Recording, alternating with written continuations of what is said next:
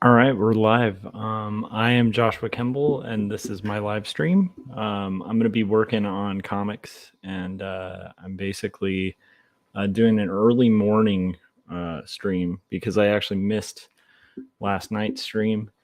And what's interesting is today I took a personal day off of work. Just like kind of needed a break, honestly. um, Things are just super busy and crazy, and I just needed a decompression day, and was kind of honest about that, and like luckily got it, and so that's kind of cool. So, but I also needed a catch up day, so this is a really good day to catch up on comics and work on comics, hopefully throughout the entire day. And so that's what I plan on doing. So this might be kind of fun for some of my like East Coast listeners and people who watch from the East Coast. Like it's an unusual time. It's on a Wednesday, and I should be doing and running live streams hopefully all throughout the day. Adam said, "Dude, awesome, cool." So anyhow, I'm really excited about the comic that I'm working on and the page that I'm working on right now. It's pretty exciting. It's kind of like a really ambitious page, and so I can't wait to kind of pull it open and start looking into it. And hopefully, we can at minimum get this page done for this stream. And again, like I said, I'll probably be running live streams all throughout the day, and just kind of playing catch up a little bit on the comic. So, if you guys are curious about who I am or anything like that, I have links to my website where you can check out my graphic novel, Jacob's Apartment, as well as quarterly stories. Both are out right now. And hopefully, those of you who have picked up those two books will kind of know like, I'm pretty serious about making comics. I'm serious about making really cool comics and hopefully really artistic comics. And speaking of, we're working on a really cool artistic comic today, which is Not Death But Love, the Strange Supernatural Story of Elizabeth Barrett Browning. I'm going to be a little quieter during this stream because, you know, there's people sleeping in the house and stuff like that. And just full disclosure, I'm imagining in like an hour or two, there's going to be people getting up and like doing their thing and getting ready for work and all that kind of fun stuff. So I noticed Adam in the chats too. Are you guys getting okay audio? I don't want to be too loud, but I also want to make sure you guys can hear me. So anyhow, we're going to get into this page, and I'm really excited about it. It's right here. This page is what we started roughing on the last stream, and I'm just like, I can't explain how excited I am about this page. It's nerdy, but it's a really good opportunity to. I did like a vlog yesterday where I was talking about one of my joys in comics is trying to do things that only comics can do. Uh,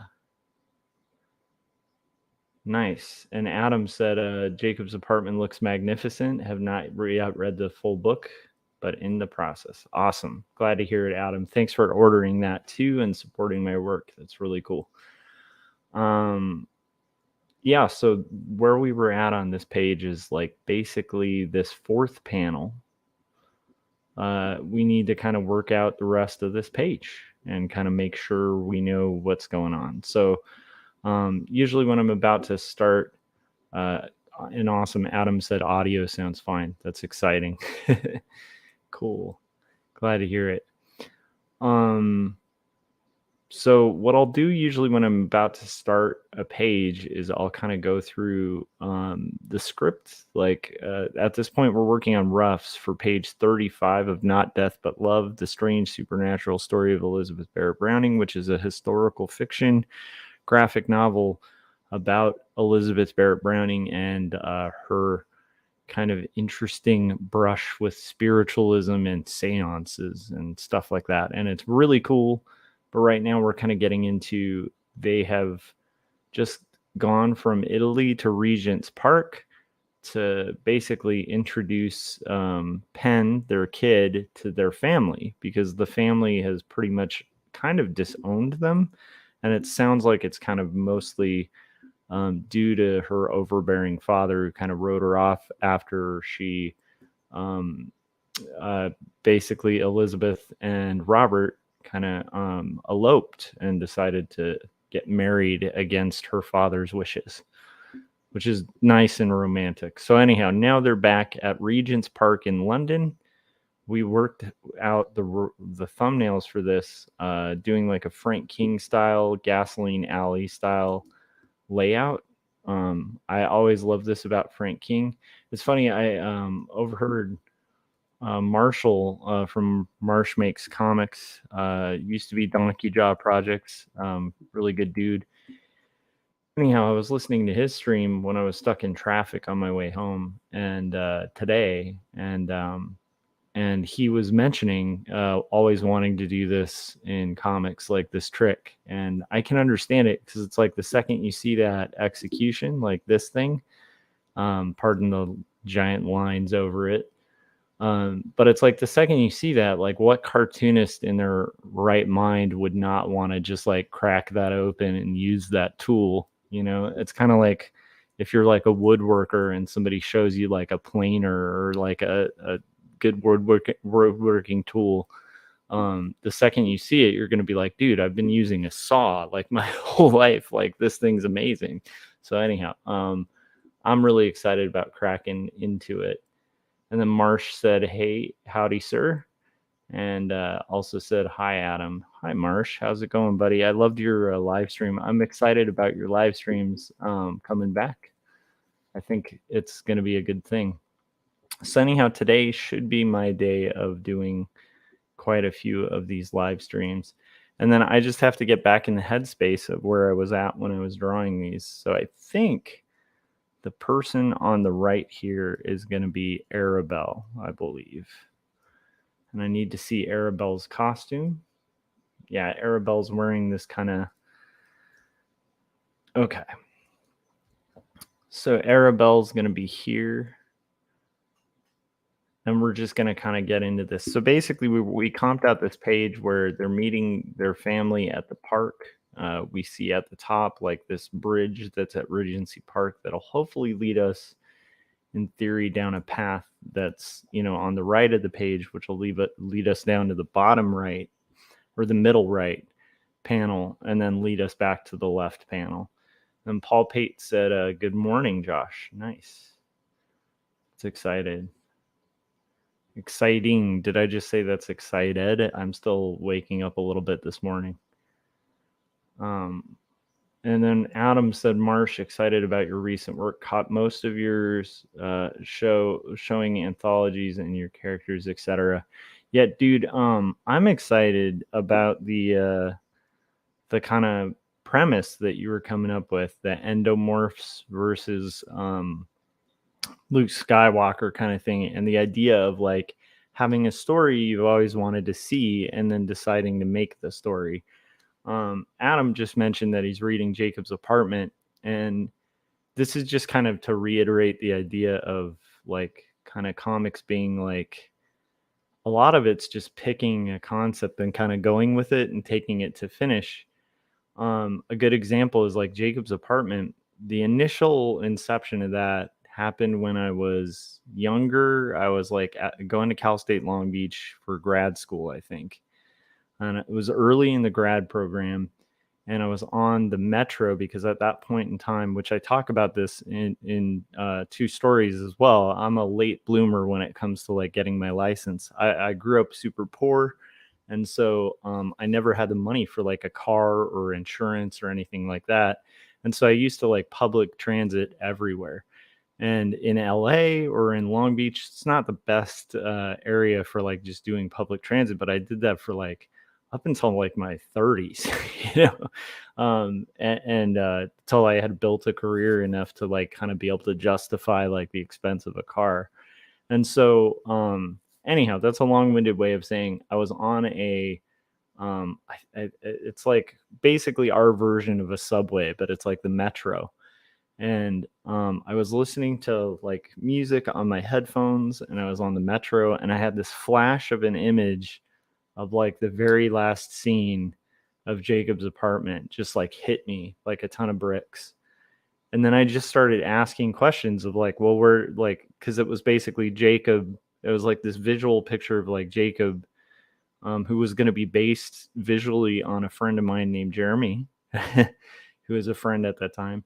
And I just imagined them wearing like an army jacket and having like this side bag, and they had been on like this romantic voyage to like New York or something, and they're on a New York subway and like listening to uh like Blonde on Blonde by Nada Surf. And I was like, that's the visual I had in my head. And it was like, I don't know why, but it was so compelling to me that I started just kind of breaking it down into like, well, okay, why is he on the subway?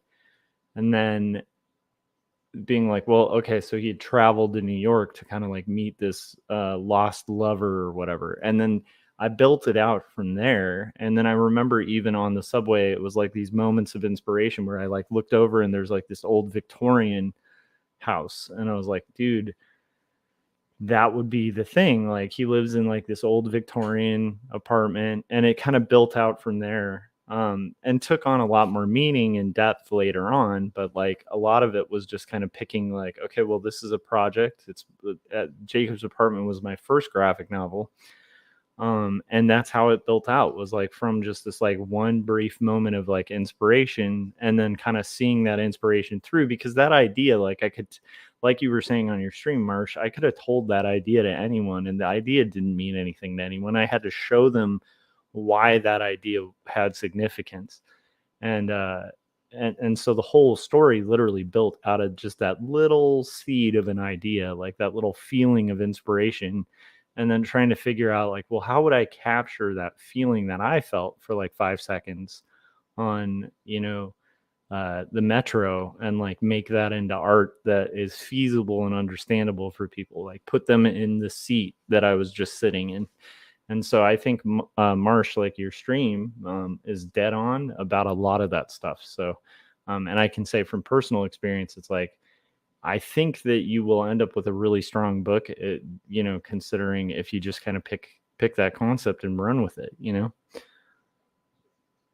Paul was saying, finally, you're on my time. I'll have to have you on in the background. I'm working, but I'll have you on in the background. I have meetings and I'll probably have the sound off, but look forward to your draw.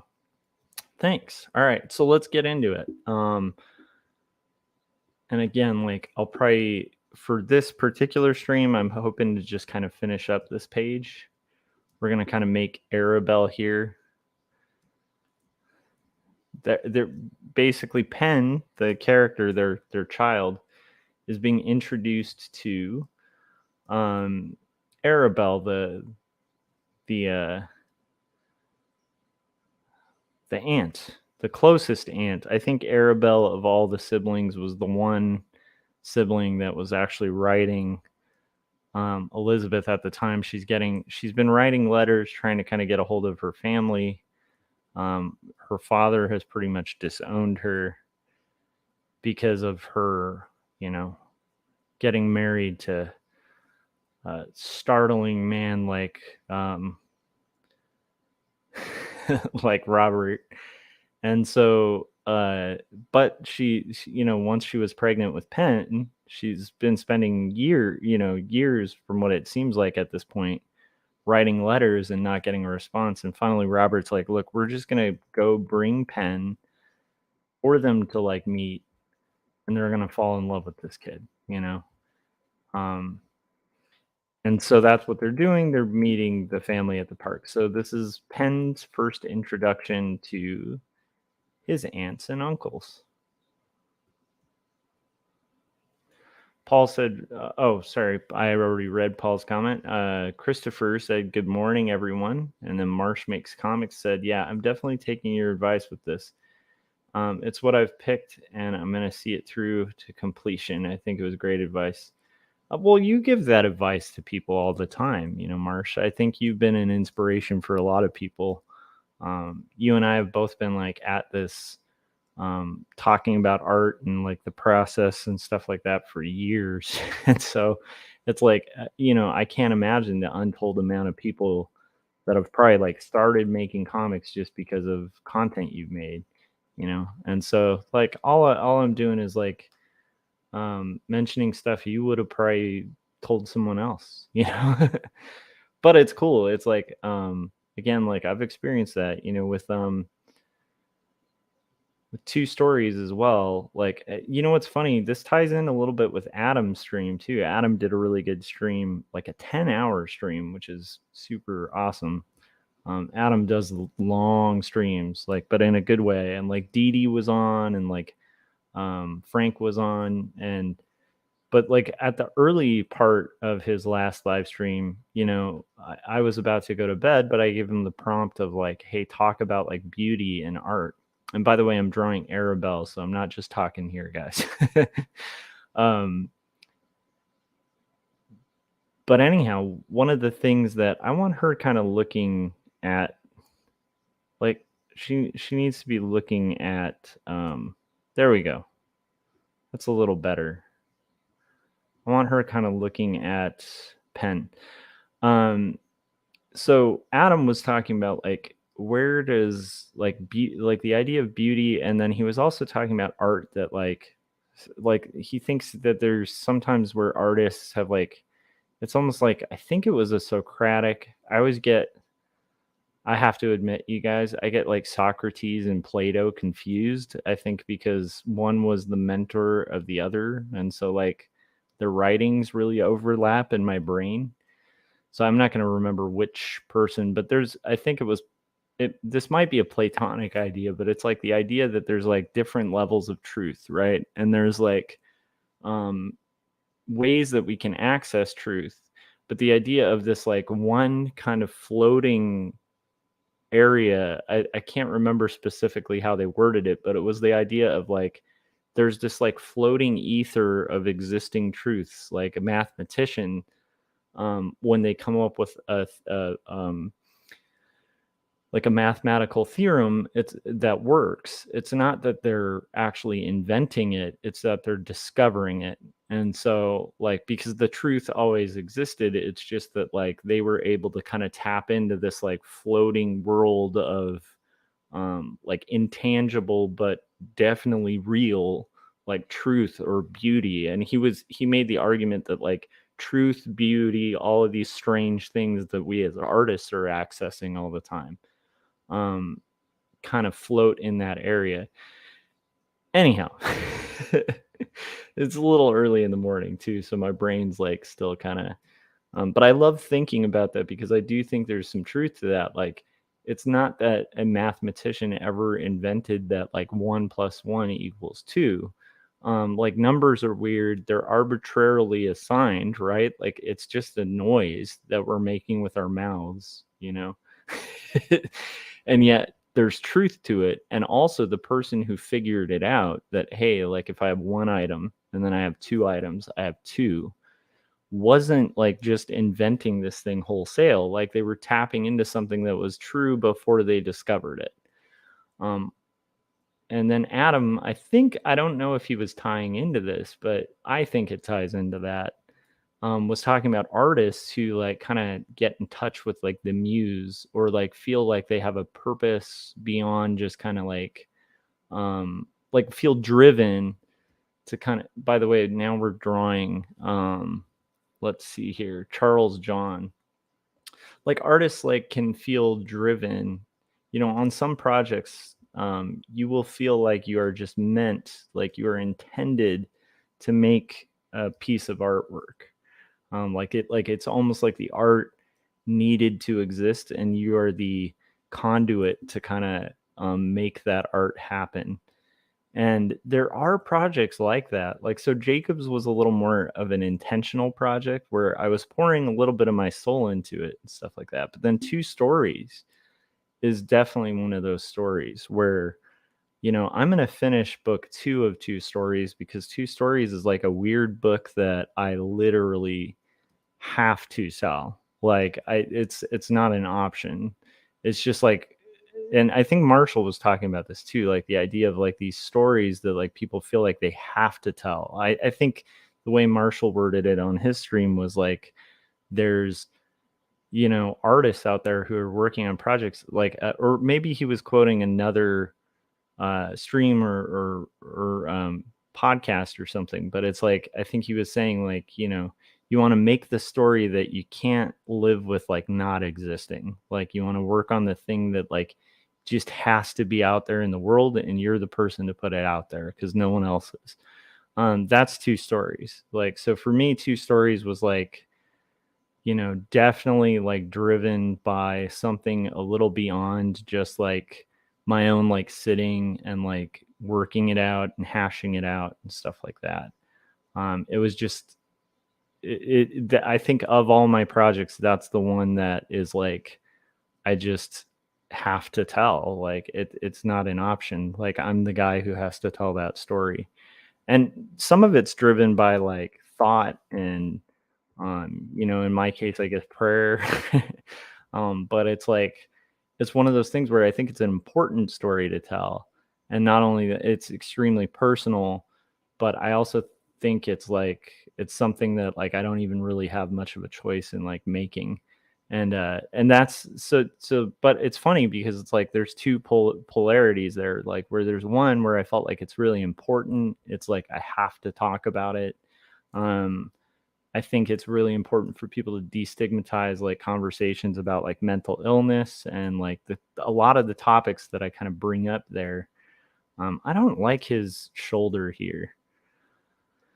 And I think those are all really important things to kind of like um to talk about, but not just that. Like it's like I am driven to make that story. Like that story just has to happen. It's like it's just it's the story I was meant to tell. It's kind of a weird thing. Whereas this, like is a story that like this book, this is just showing like kind of three different experiences I've had with graphic novels, or personal graphic novels, I should say. Oh, he needs like a longer coattail. That would be part of it. Also, his arm, he's starting to look like a zombie here, which by the way is like a really good tip that I've received numerous times and I constantly forget is like, hey, when you're drawing, like background characters or characters, it's like don't always have them standing like they're rag dolls, like think about like, hey, what's this guy doing? What's this guy doing? And then like kind of show it with their posture. Anyhow, so like that's all. Okay. So then I'm ramping this thought, and then I want to pay attention to chat. But it's it's also like, so with this book, it was one of those scenarios where my sister had written this great script, and then she had just kind of sat on the script for a long time, and I think had ideas of like shopping it around or something like that. And she's a brilliant writer. Like she's written professionally. She was a um the senior editor of our local newspapers like entertainment section for like over a decade, and like got paid to write like movie reviews and stuff. So like she knows her stuff, but it was one of those projects that just I don't know if it was gonna see the light of day. And so when I had the opportunity to like pitch it, I just when I read the script, I was like, this is such a good script. Like this story needs to exist. And so this was kind of like the inverse version where it's not my inspiration telling me this story needs to exist. It's someone else's story that I just got so in love. Like I fell in love with the story and was like, how is this not like, it was that moment of like, how is this not like a thing? Like this already should be like a movie. Like it's just a hugely good story, and it's about like this important figure, and like no one's told it. And so for me, like on this book, it's more of like I just feel honored to be a part of like trying to bring this story out, because it's so important and like cool, and like it just needs to be out there.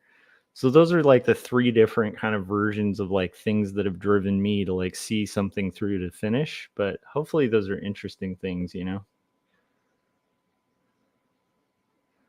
Marsh was saying, I'm going to have to check out Adam's stream, especially because funny enough, beauty and art is going to be a big theme in the story I'm working on. It's the big, I mean, I'm going to highlight that because that is the big theme of all art.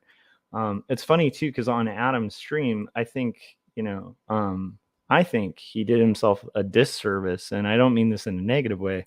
He was just kind of saying like, but I'm also like, because he makes Adam's comic, Toad Road is like super goofy. Like it's a really funny story, and it's a little like it's a little bit like, it's a little edgy. But it's also got some heart to it. And I think what I mean by him like kind of doing himself a disservice, I guess not a disservice, that's the wrong way to put it. I think he's underselling the fact that there is beauty in that book too, because he was like, I'm not really making something beautiful there. But I think beauty goes beyond just what is aesthetically pretty. I think that beauty goes to like humor. I think there's beauty in humor. I think there's beauty in disgust. I think there's beauty in horror. Like I think that's what we're doing when we're capturing beauty. It's like it's weird, but it's like there is a I think the act of making art is trying to represent the beautiful or the horrific, right? And I feel like there's something kind of with that juxtaposition that is all beautiful. It's kind of a weird thing, but that's just a little rant. Um,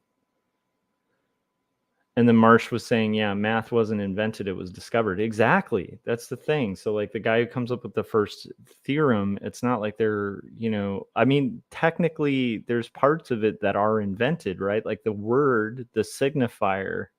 This gets into like some Baudrillard stuff, but it's it's like now we're gonna start talking signifier and sign and the signified, all this fun stuff. But like the signifier it is the invented part, right? Where it's like the sign but or I'm sorry, now I'm getting confused on what signifier and sign are. But my point is like the thing that is being represented by the numbers is not invented.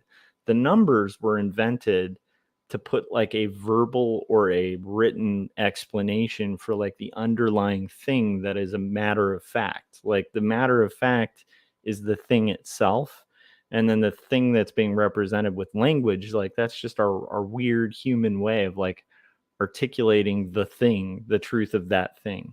um and it's kind of interesting just to me, like I don't know, like obviously I have just woken up, so I'm a little sleepy, but it's like to me that's interesting. Like the thing itself is an interesting thing, like the fact that there are facts of the matter. um and then also our own frailty in like in depicting those. But the reason this kind of thing I think is so important for artists to think about, I know it can sound like heady and kind of ridiculous or like, well, why do I need to think about this as an artist? Because the act of making art is tapping into the thing. You're tapping into the fact of the matter. You're tapping into that truth, and then like trying to somehow like break it out and like show people like what this thing is, like what it like. Because I think all stories, especially, and this is where I was saying like Adam's story that like uses a lot of humor. It's like humor, more than anything, is so reliant on truth. By the way, we're drawing. Let's see here. We're drawing. I think here we're drawing Henrietta. And Henrietta's got this kind of old, like almost like a Chelsea type haircut, but it's got like a little bun on it. So, and I think she was holding a parasol. Yep. And then her dress is just kind of a lighter Victorian dress. So it's got like, let's make sure we're kind of keeping consistent. She also doesn't have football shoulders, so don't worry, I'll adjust that little football shoulder. And this is just a rough of this page, so that's a good thing. I also want to see what's going on in chat. Hopefully, like it would be funny if like the second I mentioned like Baudrillard, like the entire chat was just like unsub. This, but there's some truth to that, like the idea of the signifier and the sign. Like I think I really would have to wax up on it again because I always get those two confused too, like which is which. It's been a long time since I've had to like dig into that like heavier philosophy, but I think part of why even thinking about like heavier philosophy, just that process of like kind of thinking through like why is really important for artists. Like, I'm not saying we should all go out there and like philosophize our way out of existence or anything. It's just that, like, I think like just having a rough understanding of like, hey, like, look, your job as an artist is to like try to tell a truth. And whatever that truth is, you're going to tap into this kind of outer world, and you're kind of having to be the translator of that thing. And you can view it spiritually, or you can view it as just like whatever that is, that fact of the matter of like 1 + 1 = 2, I think translates to beauty. And it's like, as an artist, our job is to be the conduit to kind of represent those truths. If you're a comedian, your joke's not going to land if you're not tapping into some semblance of truth. Because there's always truth behind humor, like there's always like some sense of um, funny. There's always truth behind horror. There's always truth kind of underlying the root of all of these things. And so it's like, I really do think, thinking about that, like, anyhow, why I was highlighting that thing Marsh was saying is, I think all art is doing that, where the theme of all of our art is really beauty and art. Like, beauty is like definitely underlying like most of what we're doing, whether we like it or not. So let me know if that makes any sense, because I'm kind of thinking out loud, and I'm working at like, for me it's like maybe 5 in the morning, because I have the day off, and so I'm going to be working. I'm using today as a catch-up day, a catch-up and refresh my sanity day. That's my goal. But yeah, it's something I think about quite a bit. You know, I don't know. I don't think I've figured out what this fellow is doing. I think I've figured out all of the others. I don't think I've figured out what is Alfred Daisy doing here.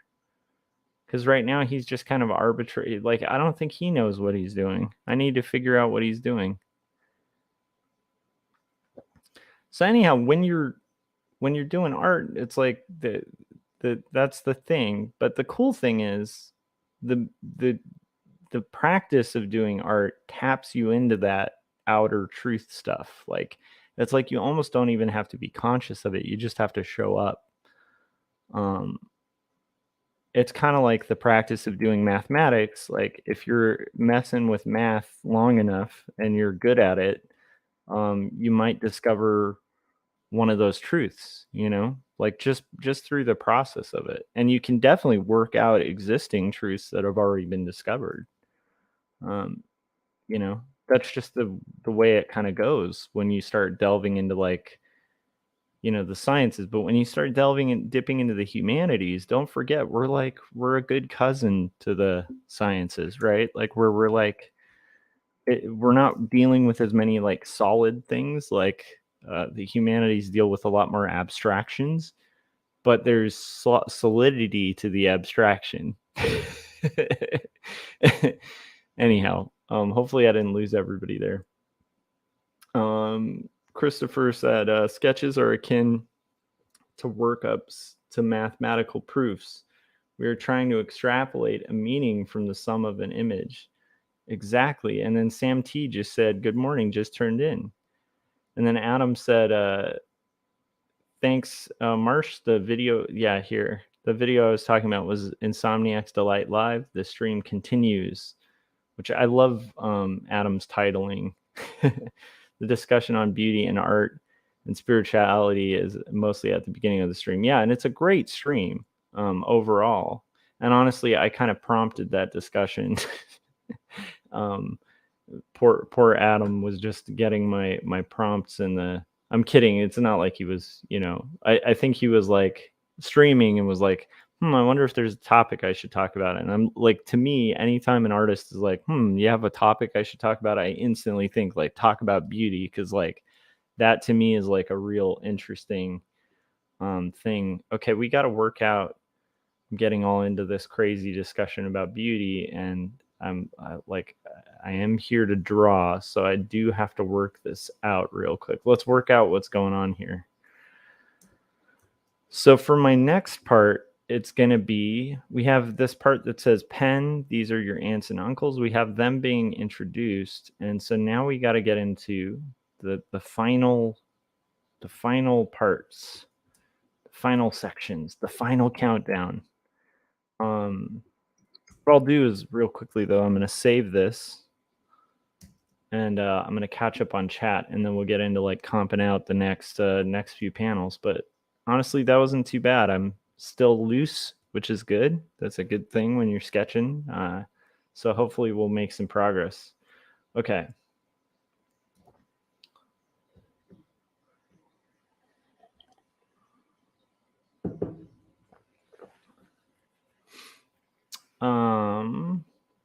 Do you have the YouTube or Instagram? Oh, he was asking about Marsh was asking about Sam's stuff. Let's see here. Jake and Nellie Singh said, Joshua, greetings. How's it going? And Nellie said, Marsh, I'm stalking you. I don't know if that's a joke or not, Marsh. Are you being stalked by Nellie Singh? I'm kind of kidding, but this is the internet. You never know. But anyhow, welcome, Nellie. Jake said signifier and signified are Barthel. Yeah, I think that the reason I was bringing up Baudrillard is he brings that up in the context of the death of. The part that I'm getting confused is. I think his argument is that it's all about signs. Like I think he basically makes the argument that like the signifier and the signified have like lost all relevance in postmodern era, and so it's all like based around the sign and the simulacra of the sign. So anyhow, but yeah, I agree. It's like Barth. Let's see here. Adam said really cool stuff. But honestly, like I'm all jumbled on, like, to me, I confuse philosophers all the time. It's been so long.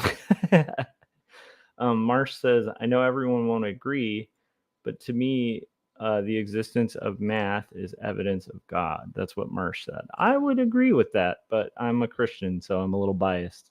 But I think, like, I've always found, to me, when I was an atheist, actually, I read a book, and I talk about this in Two Stories Book 2, which will be in progress.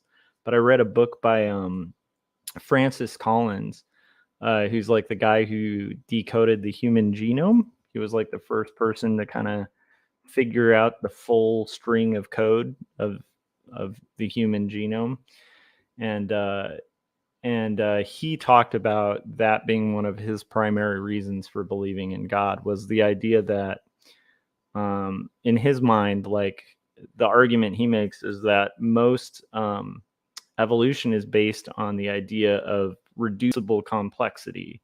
And he brought up the fact that we reduce to like the smallest element we possibly know, human DNA, and like breaking out DNA to like its finest point, like just reducing it to the minimal thing. What do we have? We have semiotics, which is crazy complicated. So instead of reducibly complex, it becomes reducibly complex until it gets to something that's so complex that it kind of would point that there's something more complicated behind it.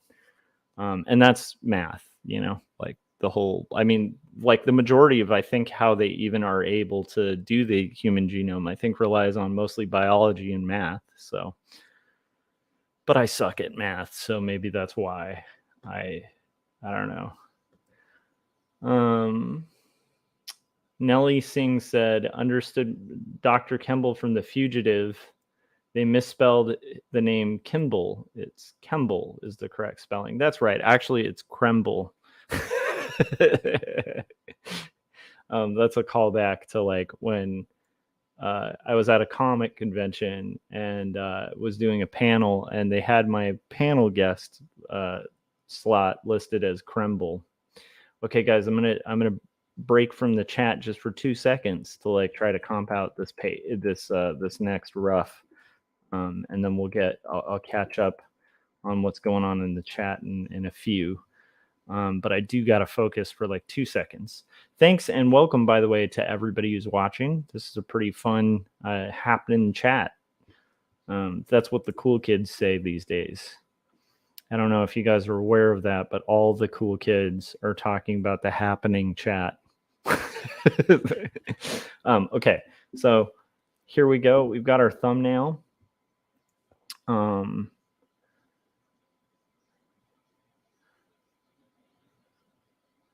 And I'm trying to remember what place I was at for this. So 4 is going to be it in. Okay. Arabelle embraces Robert. Okay, that's going to be the next one. My goodness. This is why I write those notes, because like when you're in the zone and you're working on these pages, it's like you know exactly what you're thinking with your thumbnails and stuff. But at this point, you know, it'd be good. Okay, so we're right here where it's Arabelle embraces Robert on the script. Okay, there we go. Okay, I do need to like move some of these references out of my way though. Out my way. Get out my way. Okay, so here we go. And then we've got this one. I don't think we need that reference anymore. That was the kids. This is going to be extremely vital. I'm going to actually turn off this other reference because this is what I'm going to kind of, this is the vibe I want the end section to have. And then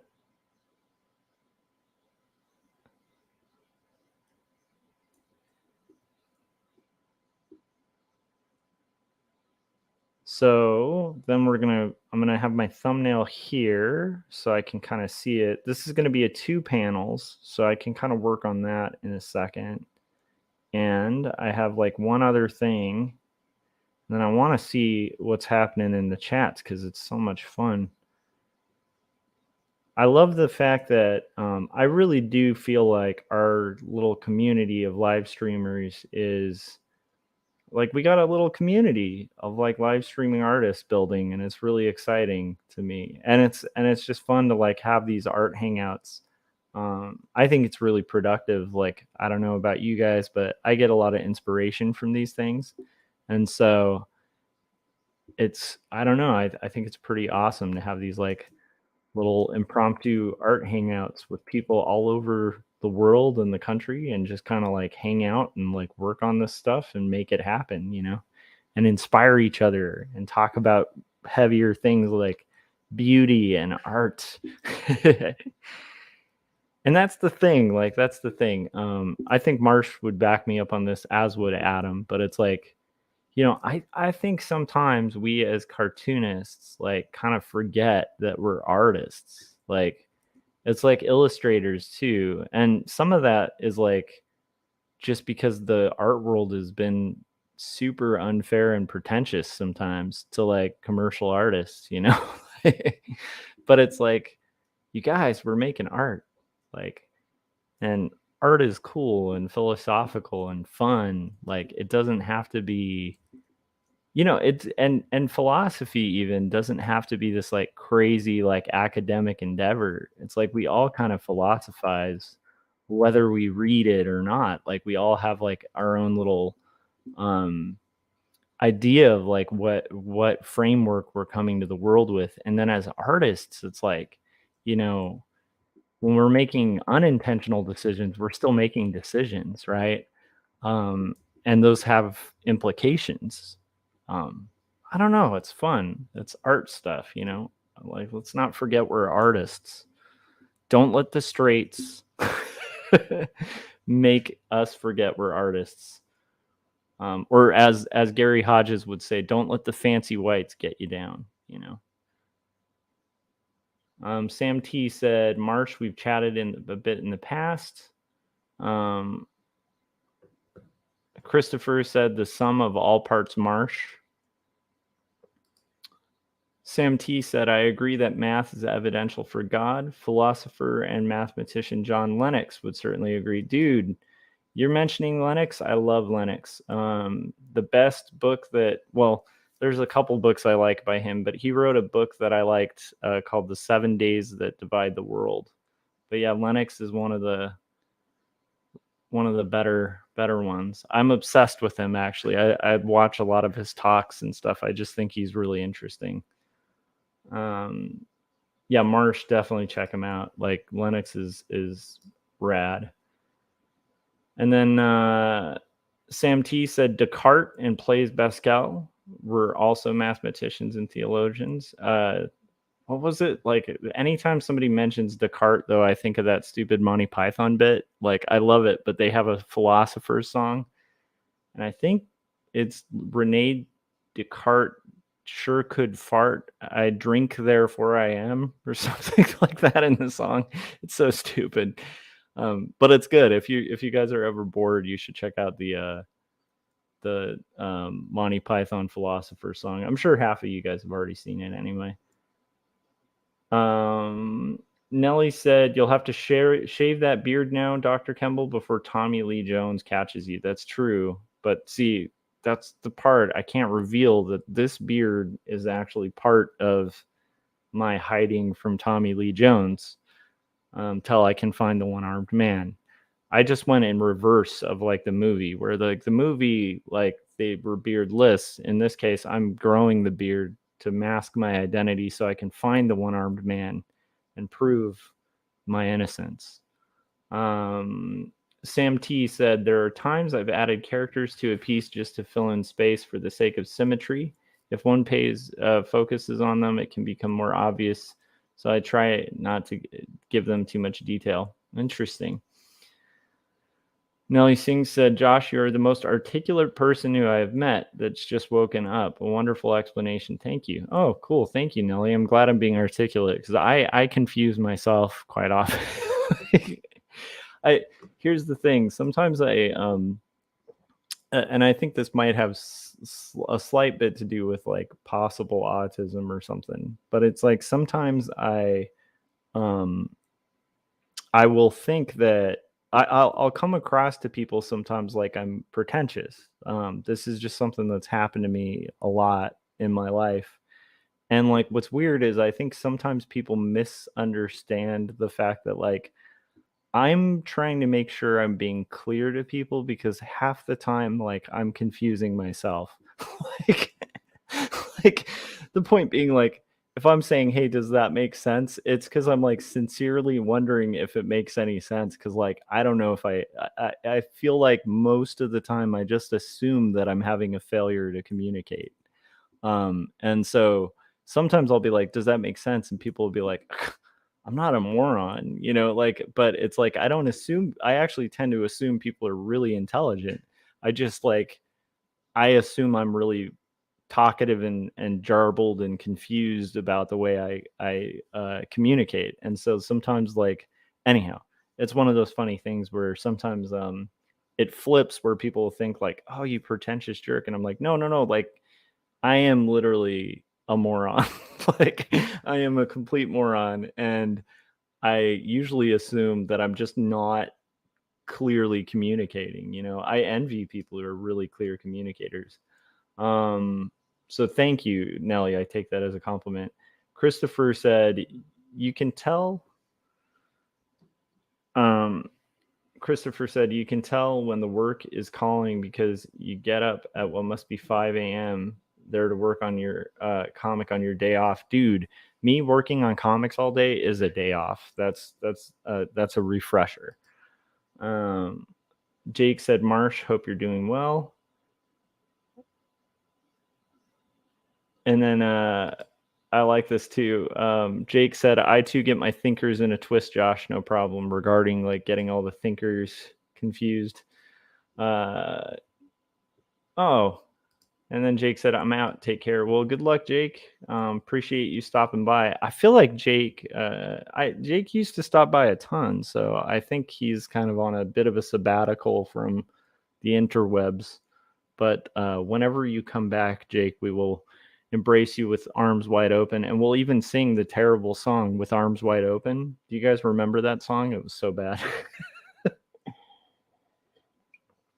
You know what we should do, Adam, for your karaoke stream is do With Arms Wide Open and dedicate it to Jake.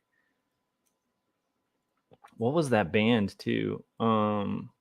Second Street Marvel, my homie from Lancaster, said early morning. Yes, early morning.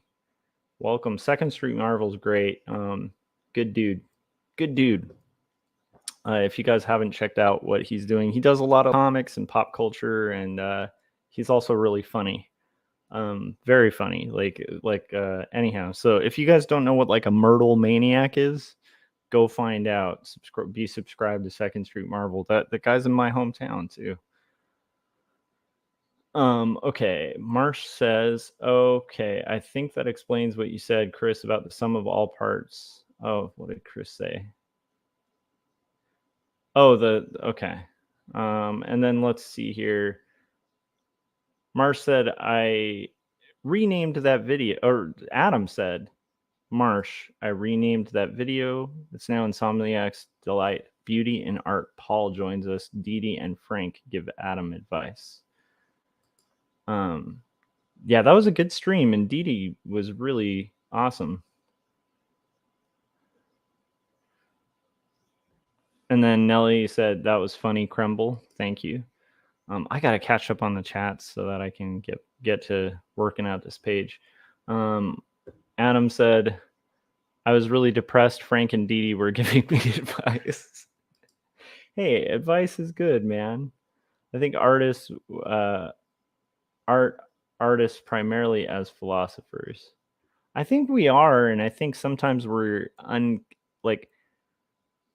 I think regardless, like we're gonna be philosophers when we're making art. It's just whether we're aware of the philosophy we're doing or not. And like I feel like an aware artist is like an artist who can see when they're drawing. Like a young artist is like trying to depict, but we haven't worked out our sight. Like so we're doing life drawing classes and kind of learning all the basics and stuff like that till we can see, and then like it unlocks this sight where you can actually see what's there. And up until then you're kind of like you're making symbols, you're like kind of trying to roughly approximate it, but then like there's this point that happens with drawing where like suddenly you can actually see and you can depict what you're seeing. I think it's similar. Christopher said, I get up this time of day, do my daily sketchups while listening to something that resonates with a deeper meaning to get the old brain pan cooking. This fits nicely. Nice. And then I do think, yeah, Adam, I think on the karaoke stream, we got to do the with arms were hooping, and we'll do that and we'll dedicate it to Jake Twister.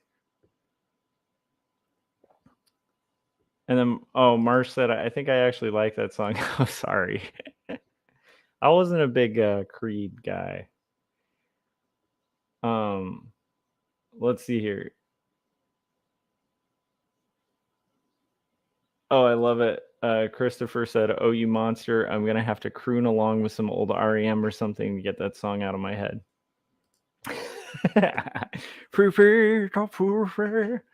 Anyhow. All right.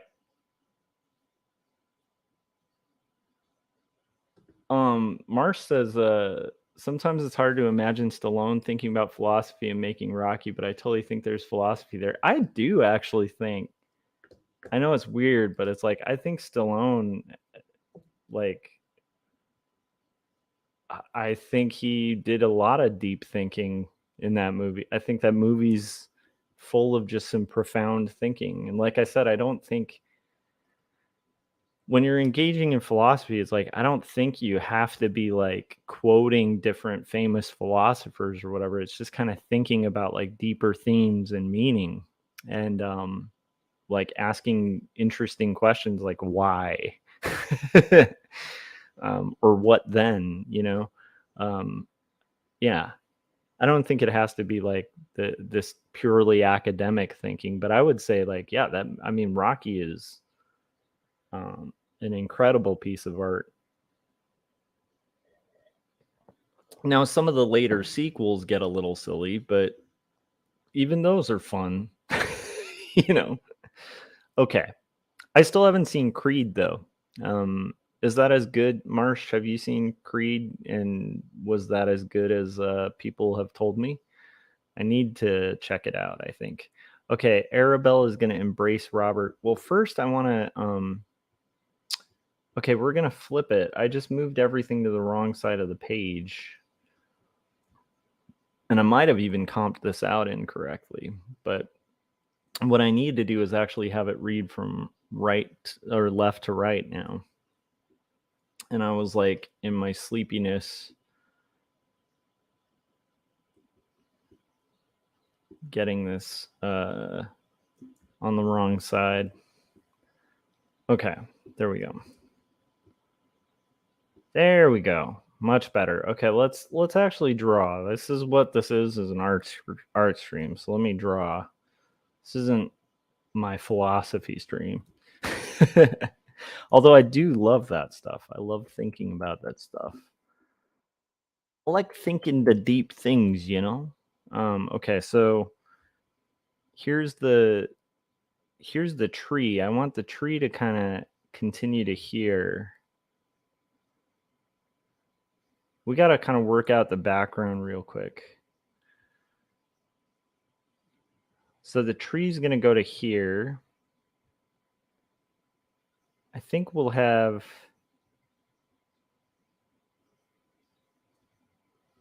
this is going to be interesting. This is actually kind of a bit of a challenge before I can kind of add the characters.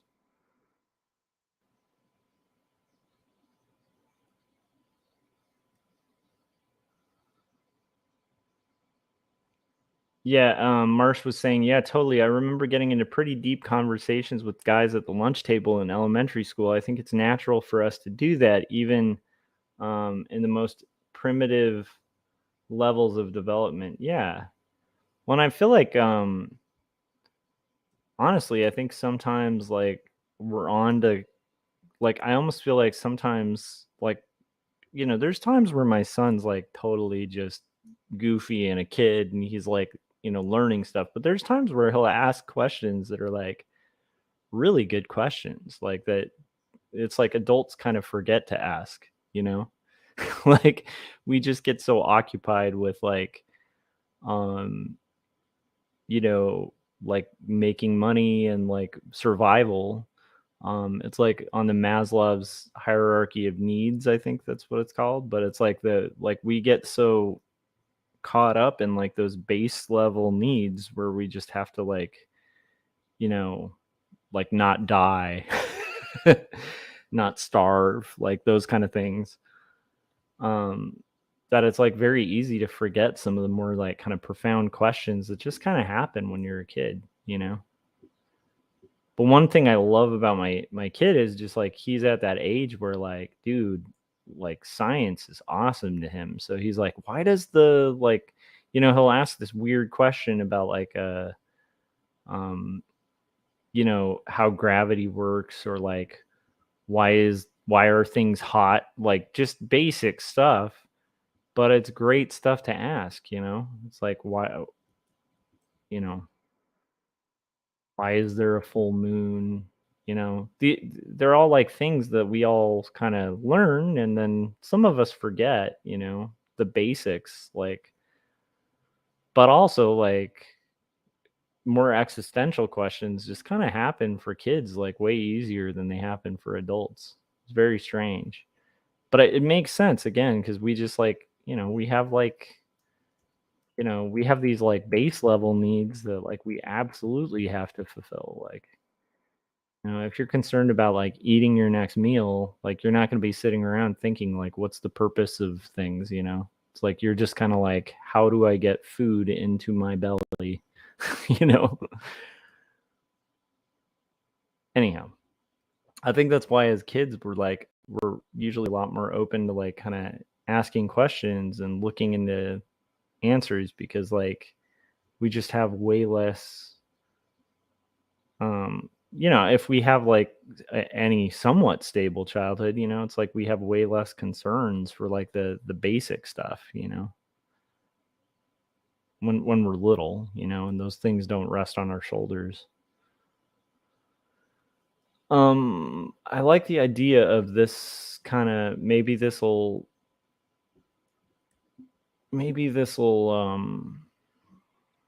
can kind of, let's see here.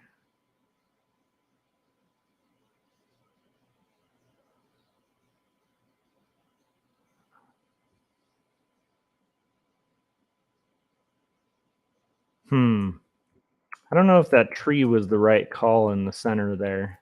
I'm just trying to think of a way we can kind of highlight.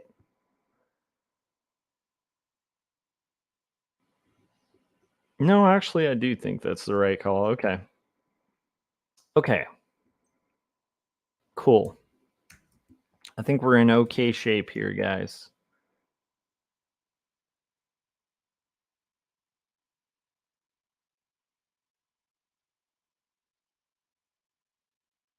Christopher Runciman said, I've got Queen's Reich in my head now. Nice. Well, I love the fact, Christopher, this is just a testament to, I think we have similar taste in music because I still, to this day, am stunned that like I love when I meet a super music nerd who like mentions Geddy Lee, and anybody who's a fan of Pavement, you say the word Geddy Lee and they're instantly going to think about the what about the voice of Geddy Lee, how did it get so high like that.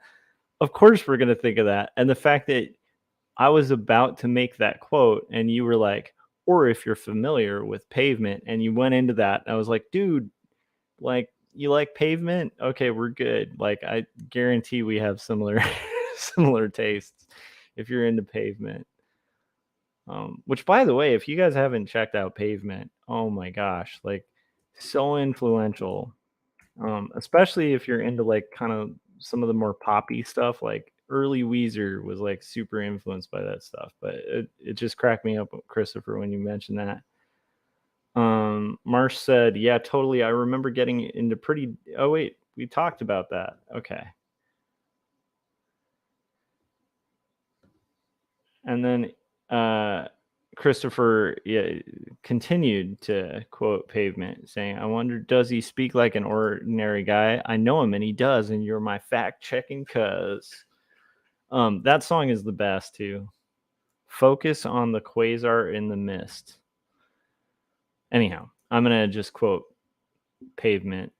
Um, how did you get into Pavement, Christopher? I got introduced to that actually when I was in high school playing in bands, not like high school band, but just rock bands locally, and somebody was like, "You guys sound like Pavement."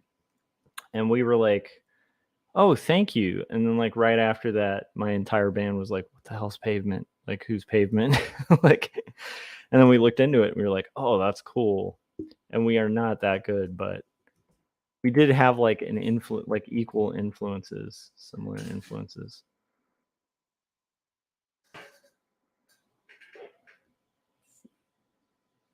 We're getting close to like 6 o'clock, so my son is up and potentially might be up for a bit. Let's see here. All right, so I'm gonna go ahead and we're gonna draw this last panel in a second. I'm gonna put the trailer for Jacob's apartment on so I can check on my kid, get a refill of coffee, and we should be good to continue the stream. But all right, so I'll be right back. This is for Jacob's Apartment, which is my graphic novel that's currently out. Oh, let's see here. Thought I was getting it. I'll get to it. Hold on. It's there. Okay, here it is. All right. I'll be right back.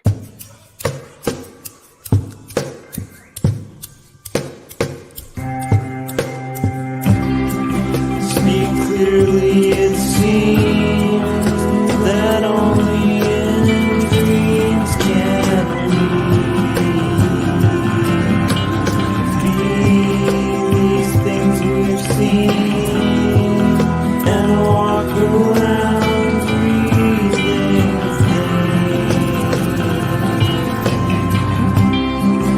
I don't know the part to play in this heart of mine. There's dissonant things, they split at the seams.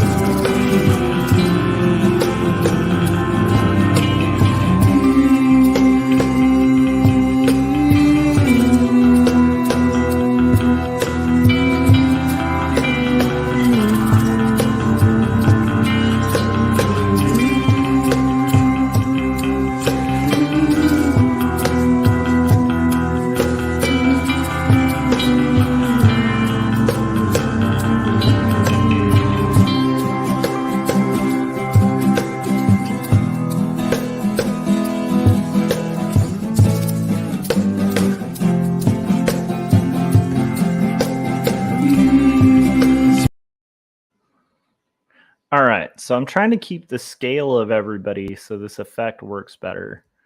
It's going to be Arabella is going to be in this embracing Robert, and then it's going to have the whole family as well. But it's going to be okay, and I did thumbnail this out properly. Okay, cool. So I think we're going to have Arabelle on the left. Okay, got it.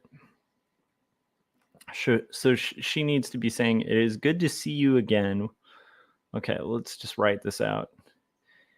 It is good to see you again.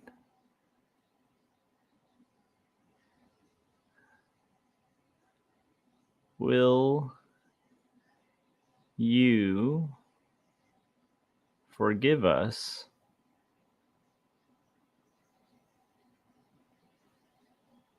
if we were a little slow to come round to the idea of you?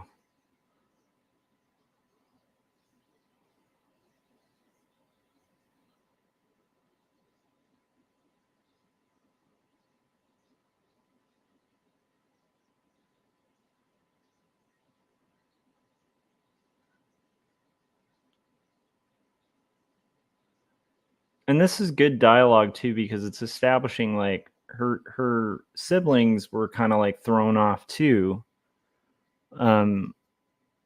because she did like elope, you know, and then there's just this like dude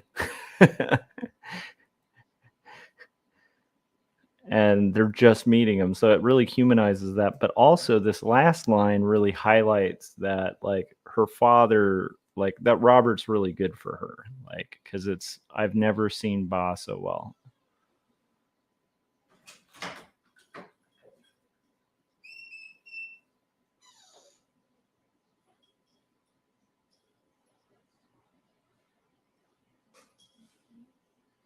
And then we got folks awake and getting ready for the day. So it is a morning stream right now, so there's gonna be noise, and that's okay. Okay, so I've never seen Ba so well. That's gonna be here. And then it's gonna be him saying there's nothing to forgive. Where will we put that type? You know what? I think we'll have the type down here. I don't know where the speech balloons are going to go. There's nothing to forgive. Thank you for your letters. They have been a comfort to Ba and me. There is nothing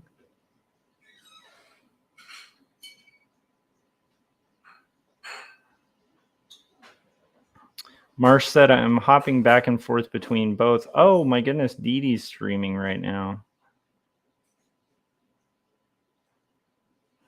Oh my goodness. Well, I'll have to wrap this this thumbnail real quick so I can check out her stream. I'm never around it this time on the interwebs. And then Christopher said, there's so much good music out there that it is inspiring. There is nothing to forgive.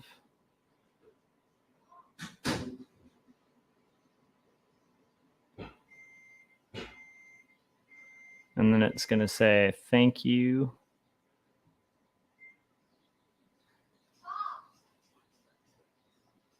for...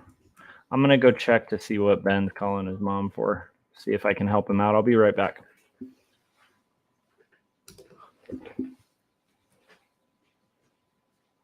What's up, Ben? What do you need?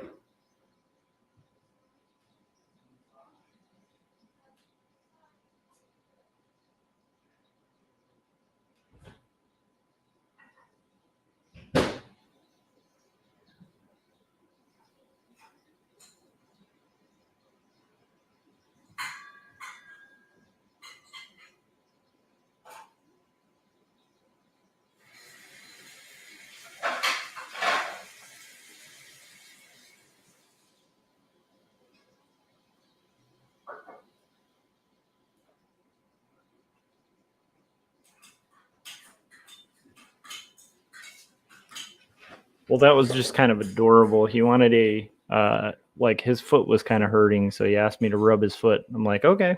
So give him a little foot massage. He's good to go. Marsh said she's doing coloring books today, so I'm kind of okay with missing parts. I can't catch every stream in its entirety, I guess. Yeah. That sounds pretty cool, though. Dee Dee is awesome, and if you guys aren't following Dee Dee Willingham, I encourage it. She's a very, just very supportive, rad, inspiring person. For your letters.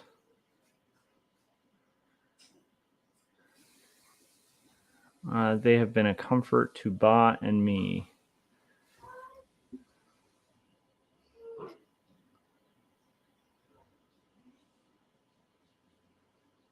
And it's going to say, they have been a comfort to Ba and me.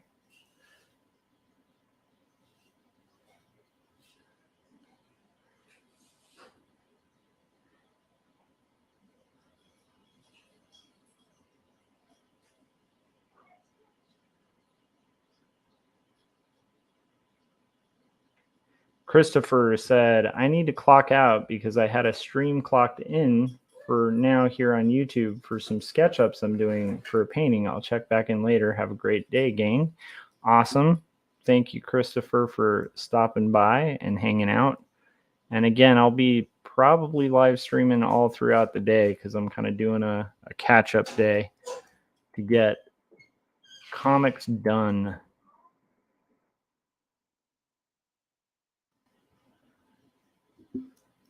Okay, so we're just doing roughs at this point, but it's good to kind of get these done. So, okay, that's my text bubbles. I don't like this text bubble placement. I think it would be better if it's actually cut off.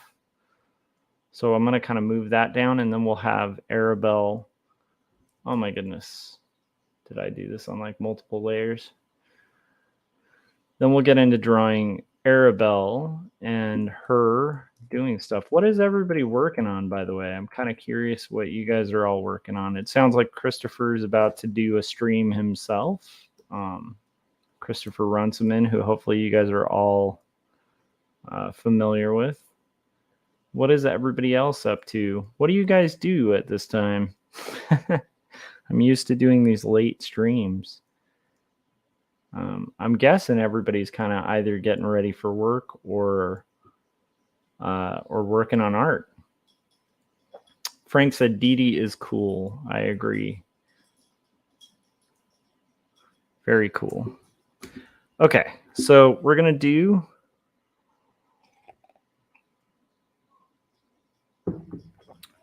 nice. Adam said he's putting together another chapter of The Ventriloquist, then back to Toad Road Comics #2, which is 99.99% done. Did you get more credits? I'm curious about that. Like, I know like there was a lot of talk of credits for the AI that you were using, Adam. Marsh said, I'm working on the day job. Blech. Yeah, I mean, the thing is, I needed today to just kind of recoup, but I love my day job. Like, I have a good day job. But still, like, working on comics is like the ultimate vacation. I also feel like it's a good reset as an artist. There's nothing to forgive. Thank you for your letters. Okay, so we're going to have Arabelle embracing Robert. Okay. So I want Arabelle here. And I want... Okay, here we go. So we're going to have Arabelle. Arabelle's going to be here. She is going to be embracing Robert. It doesn't make sense, actually. I need this. This should be Robert. Because Robert's on the left, and even in a group scene like this, I want to kind of keep the line of action the same.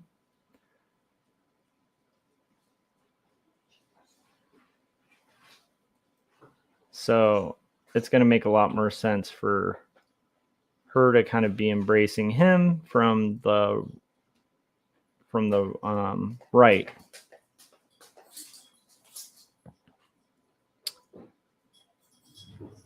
But it is funny because I'm having a day off to work on comics, and it's going to be kind of weird to see everybody going through their day doing their thing.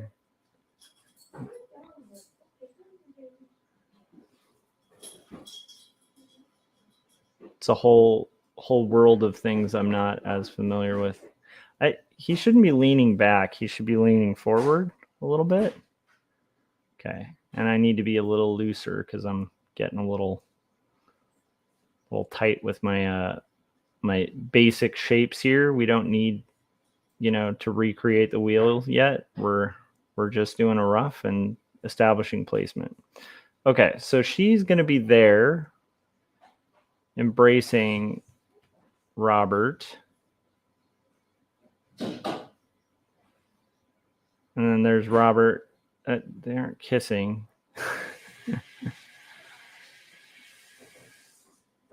Okay, that'll kind of work that out. We need to have... So then in that case, if they are there, we're going to have the text bubbles should have like kind of speech balloons here. Yeah, it was supposed to be on my here. I know I did. I signed up for your account with the password. I tried both of the ones that you had, but and then we're going to try Morning Frank. Oh, Adam said, I didn't get more credits, but I have thousands of images generated to use. Okay, got it. Nice. Nelly said, I'm just going to lurk watching you and Dee Dee while I work. Lurk, lurk, lurk. And then he was singing, instead of work, he's singing lurk, lurk, lurk, lurk, lurk. I like it.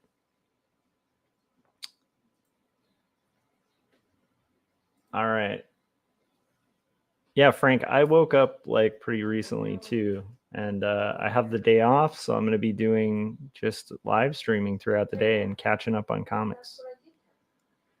So, okay, we're going to have Penn. Like, here's the thing. Where's Penn going to be? Okay, got it. Penn's going to be here. So Elizabeth is going to be here. Like, she's kind of overjoyed. Wait a minute. Elizabeth will be here, overjoyed that they're kind of looking at her kid. maybe her head's over here.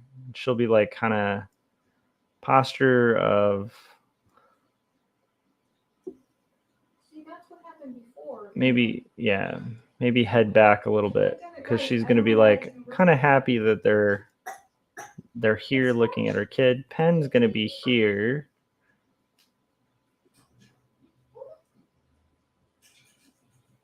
And Pen's going to be like just really stoked about meeting people. He's a little dude though.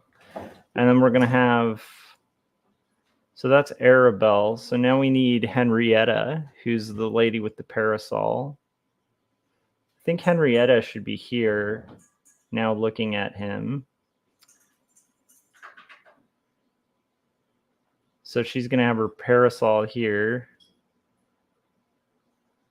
And I like the idea of her kind of crouching down to almost, maybe she's like playing with him or something, like doing the Victorian equivalent of a high five. Were high fives in existence in Victorian England, you guys? I know that there were definitely jet skis, Uzis, Oakley shades, like, but the old school Oakleys that had like the V. I know all of those things were in existence in Victorian England. But oh, here's the thing. He'll be like kind of talking to her, like blah blah blah. Got it. Kind of having like a family meetup here. Okay, and then we've got one more person. This poor person, I feel like Alfred Daisy is just, poor Alfred Daisy. He's like an afterthought in every single one of these panels. And I'm trying to think, like, what can Alfred Daisy be doing that makes him a little more interesting in this scene? Maybe Alfred's like here. Got it. Okay. We're going to have Alfred here, but he's like leaning down with his arms on his legs, like, oh, how's it going, little tyke? Yeah, okay. The parasol. Okay, I like that, but I want him moved over, and then maybe we can adapt the tree to kind of make room for it. Or maybe actually we'll create a little figure foreground flip, kind of, not a figure foreground flip, a clearer figure and foreground, so that we can have like a little bit of overlap, but not a tangent. Okay, I think we've got it blocked out. Now we'll work it out. Adam said, I'm bummed that I do not have credits. My life means nothing without credits. It's funny when you're saying credit. Wasn't there like, that sounds like a sci-fi premise, the credits. I think that's like a Star Wars thing, right? Like credits, where it's like, hey, we're out of credits. Anyhow, we're heading into a dark future, Adam, where I think AI has put a strong grasp on your enjoyment of reality. This is what AI does. It sinks its evil robot teeth into artists. Anyhow, Frank said, I'm questioning my life choices and contemplating the next phase. Also going to do some laundry. Well, I think maybe doing laundry whilst questioning, that's a good way to go. Adam, in 1977, people started to slap each other's hands. High five was invented in 1977 during a baseball game. Is that real? Is that true?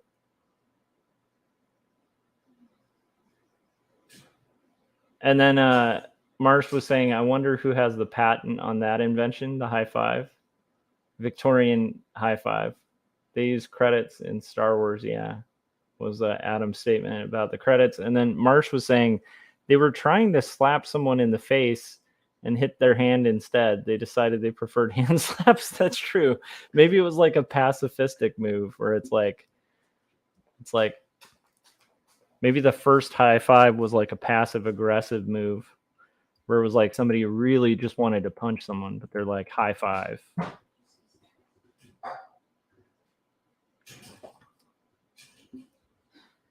It just feels so natural to high five people. I just can't imagine a world without high fives. There must have been like an equivalent of it, something like a high five. I just realized I had missed his beard thing.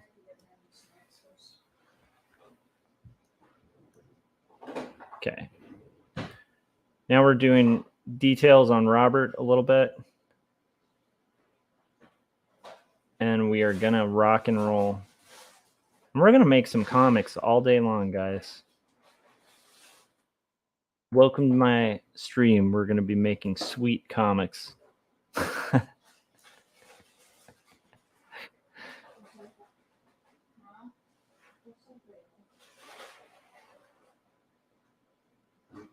The family's having some breakfasts and getting ready for the day. High five. Victorian high five. Wait, what's a Victorian high five? Is it kind of like this? Yeah, yes. Oh, yes, I dare say. There we go. The Victorian high five had like more of a wrist kind of like to it.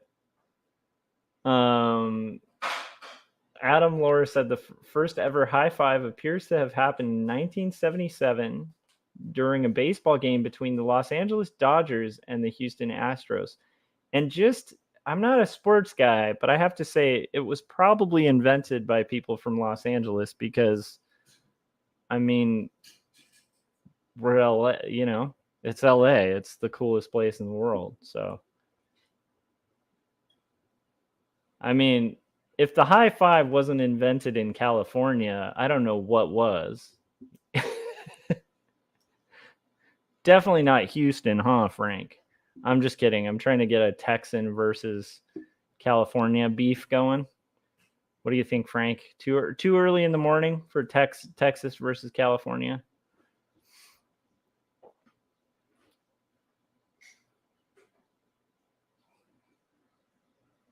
Adam said something like a high five can be seen in the 1960s French nouvelle vague movie Breathless, but it was not called a high five. That's what I'm saying. I think before the word high five, I just don't see how people weren't high fiving. It just feels so good to high five someone, you know? Like there is hardly a more pleasant thing than like, I don't know, let's say you're at work or something and you guys all do some like really crazy awesome task, like getting a high five, giving a high five. It's, I don't know, high fives are like,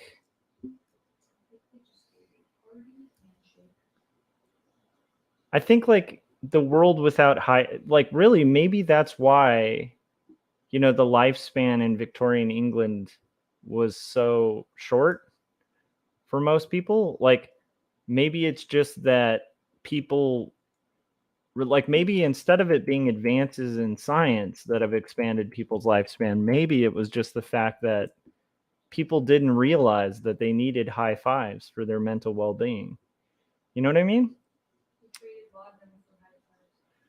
Yeah, that's the thing. Like maybe if they had high fives at the time, maybe my wife pointed this out, but like maybe Elizabeth Barrett Browning wouldn't have needed so much laudanum to get through life. Like she just needed a high five, and they just, you know, they had laudanum instead. I'm just gonna riff on this till it's completely not funny anymore. That is my MO. Is I will take a joke and I will bring it to death, and then I will resurrect the joke, and I will just perpetually keep killing the joke and resurrecting the joke. That's pretty much my job. So what do we got? That's pretty good. I actually like this.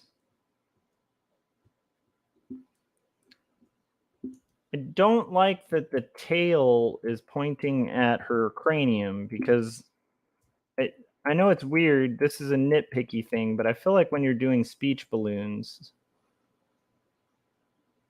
the tail, I mean, this is just a rough. Obviously, the speech balloons are going to be more worked out, but the tail direction needs to be pointing towards the mouth of the speaker, if at all possible. Okay, that'll do it. All right, now we're going to do our... Frank said, I'm still zombified. I didn't even hear Houston.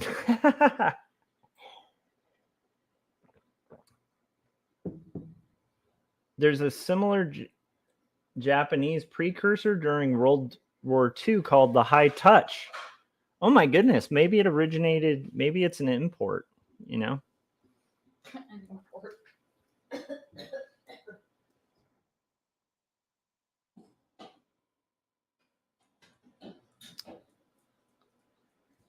Okay. This is going to be... Now we're doing the kid, Pen. Pen is a cool nickname for a kid, I have to say.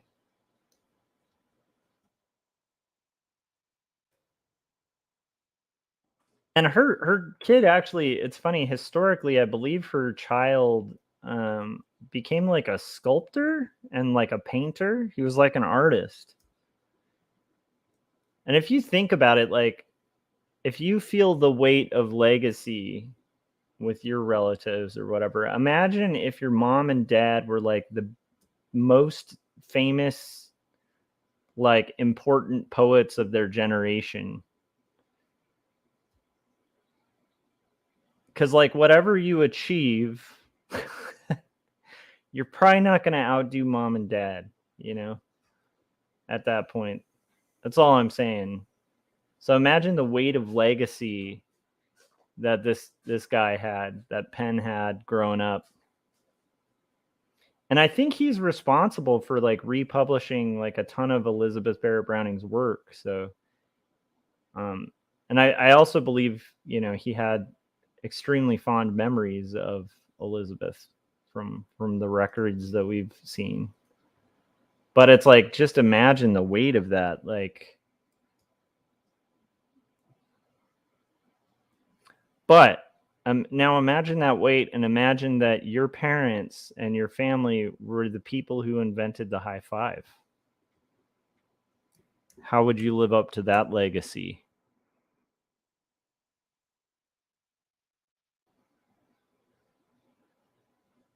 Who invented hip thrusts? He said, I know Elvis stole it, but who's the very first?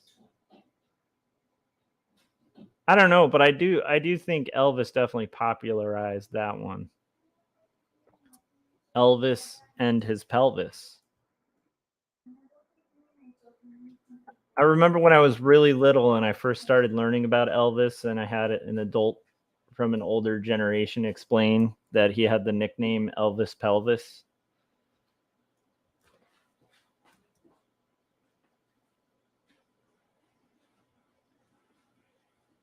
Okay, this one's going to be Elizabeth, just kind of observing. Sort of happy.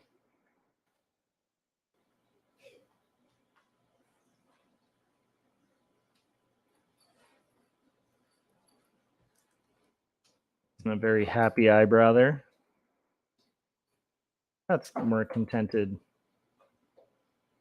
And again, these are roughs, so we're not getting crazy detailed.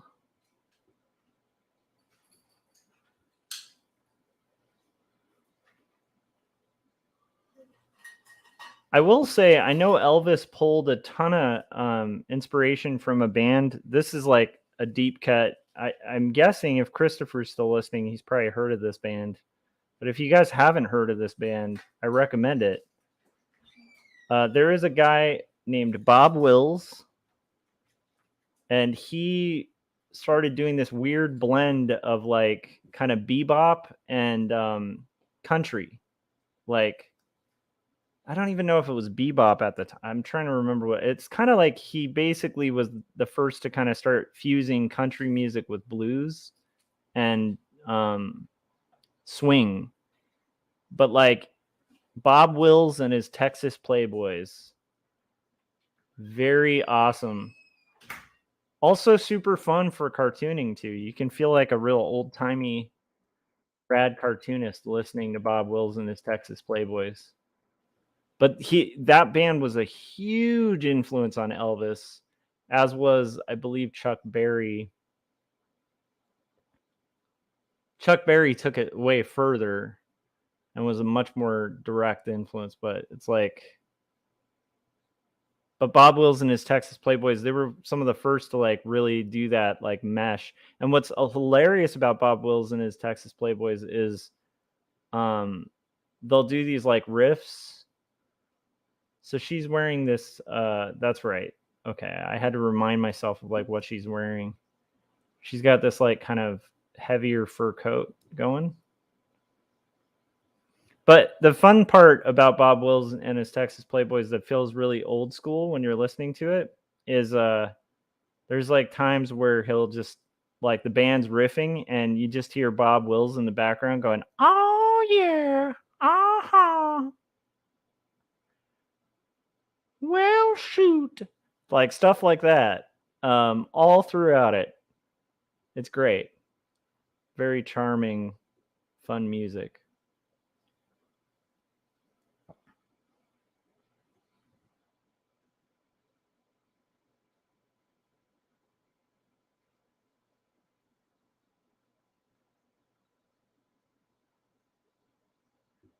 Yeah, yeah, that's the thing, Marsh. I mean, that's the coolest nickname ever. It would be a great nickname for a cartoonist. He drew so many comics as a kid, they nicknamed him the Pen.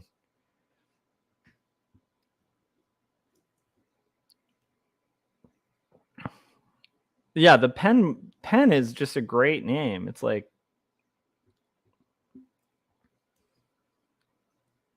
the only thing it wouldn't be a great name for is a pen name. I know. That was a bad joke. But no, I mean like yeah, I love that idea. Could you imagine if you drew so often that everybody just called you like or you were so fast at art everybody called you like uh speedball or something because of the speedball company that does like ink for screen printing. I don't know.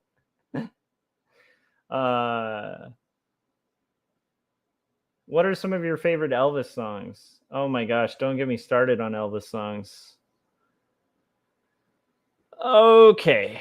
Um I mean, okay. So I used to like all the classics, like Ain't Nothing But a Hound Dog, that kind of stuff. Um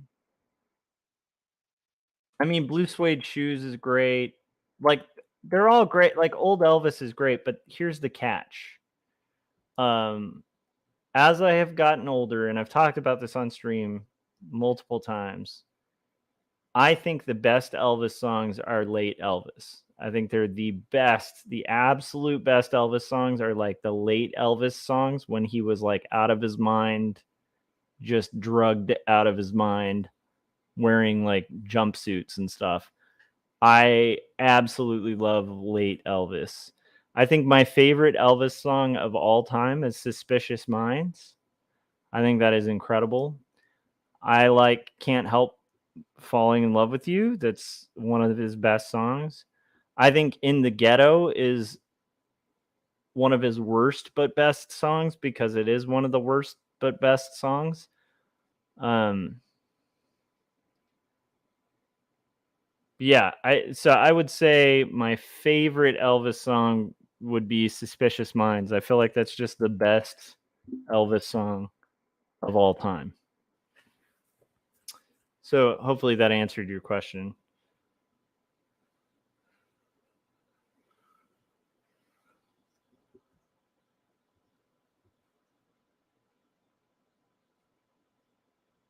And Rock Around the Clock is great. Like, there's so many. I don't know. There's great Elvis songs.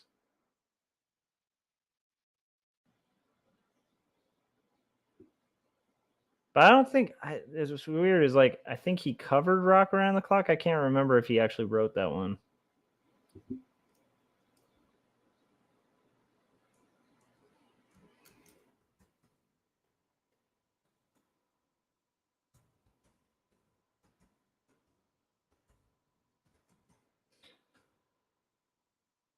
Let's see.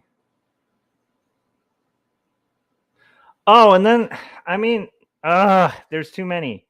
It's Now or Never. That's a great song. That's like kind of mid Elvis, I think. Yeah, there's a lot of good Elvis songs, you know. There's the more corny ones. Like this one always reminds me. Do you guys remember the movie Top Secret?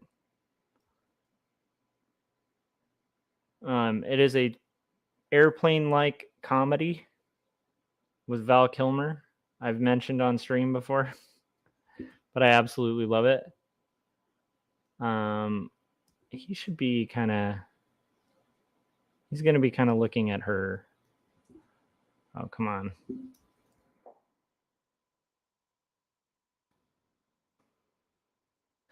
But anyhow, so there's Are You Lonesome Tonight, which anytime I hear it, I think of Top Secret. So I like that. Okay. We're almost there.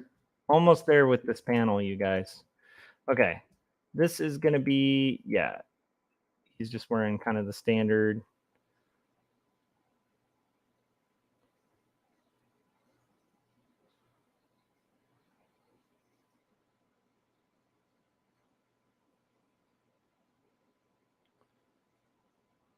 And he's going to be kind of.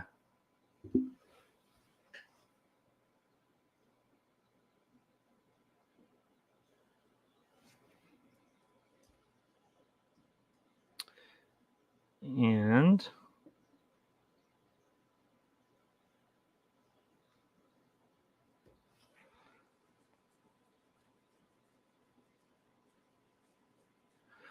yeah, Nelly was saying, don't forget memories. Marsh said, I just saw the recent Elvis movie. I'm not sure. Yeah, that was Baz Luhrmann. I still haven't seen it, and I love Baz Luhrmann. I don't like all of Baz Luhrmann's movies, but one of my favorite movies is a movie called Strictly Ballroom, which I think is incredible. And I absolutely think his aesthetic is unique, and it's got his own kind of vibe to it. All right, I am gonna disappear for 2 seconds. I'm gonna put on the trailer for 2 stories. I'll be right back.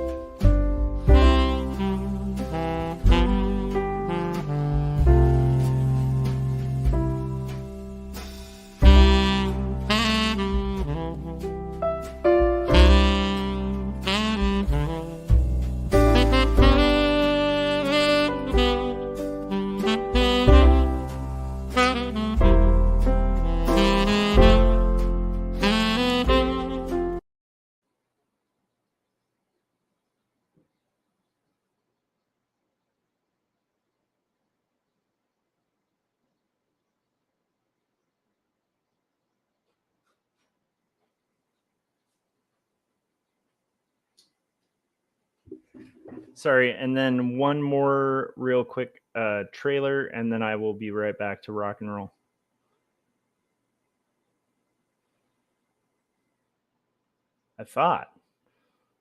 Hold on a sec. Here we go.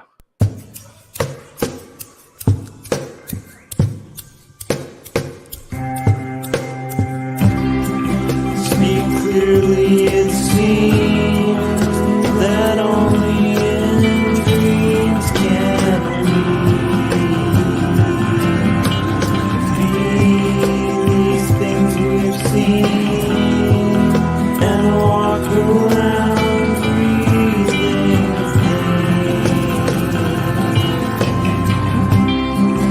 I don't know the part to play in this heart of mine. There's dissonant things, they split at the seams.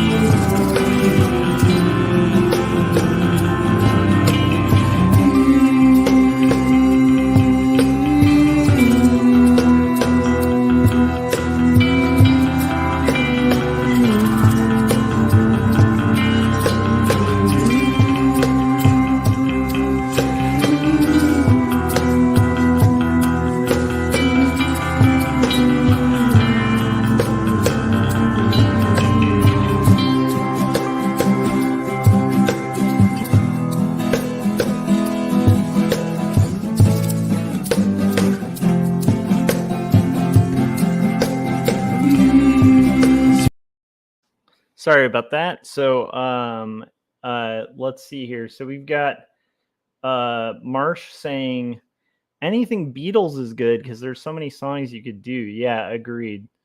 The Beatles are just I mean, my favorite is In My Life. I think I always forget whether it's called In My Life or Places I Remember. That's my favorite song by the Beatles. This is going to be the parasol welding character, Henrietta, who's going to be what is she doing? Is she okay? Her hand is going to be there. That's it.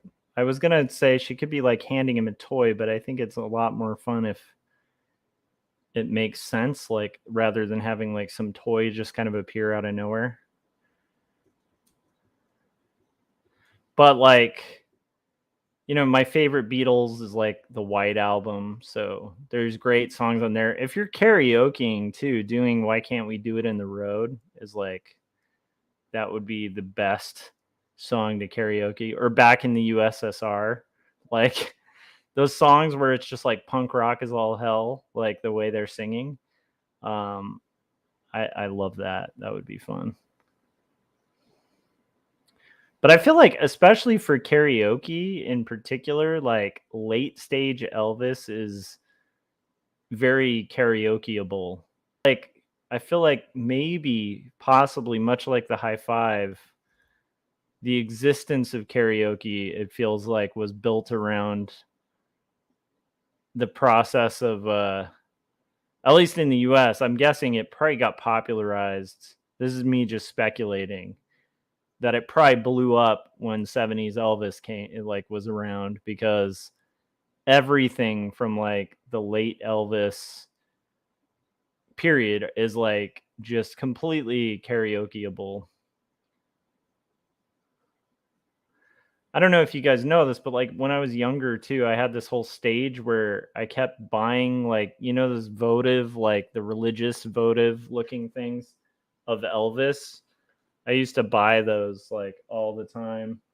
Anytime I was at like a 99-cent store and would catch myself finding like a good Elvis like you know, rosary candle type thing, whatever those are called. I used to like buy those because I just thought they were hilarious and amazing. Okay, we're getting there, you guys. We are very much getting there. This is Henrietta. She's kind of down here. She's got puffier sleeves. She is definitely kneeling. to kind of meet the kid where the kid's at, which is a good ant move. Good job there. Okay. We have one more person in this little crowd scene to kind of work out once we have Henrietta. Henrietta is kind of reminding me of the Haunted Mansion painting. There's a girl with a parasol in one of those. And then we have the last one, which is our fellow here.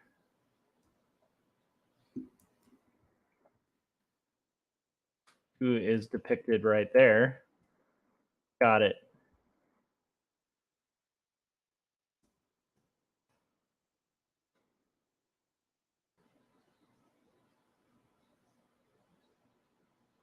He's got like a kind of, I think he's wearing a straw. Was he wearing a hat? No, he's just got, okay, hair. Got it.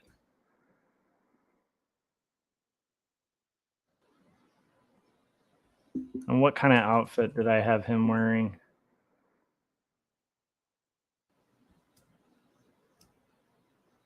Okay, he's definitely got like a much higher collar going on here.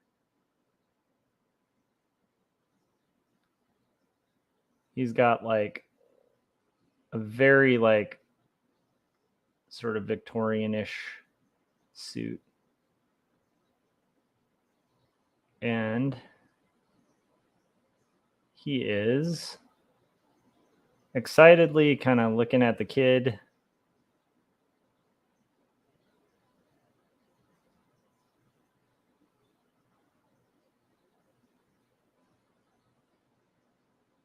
Hands on knees. Sort of.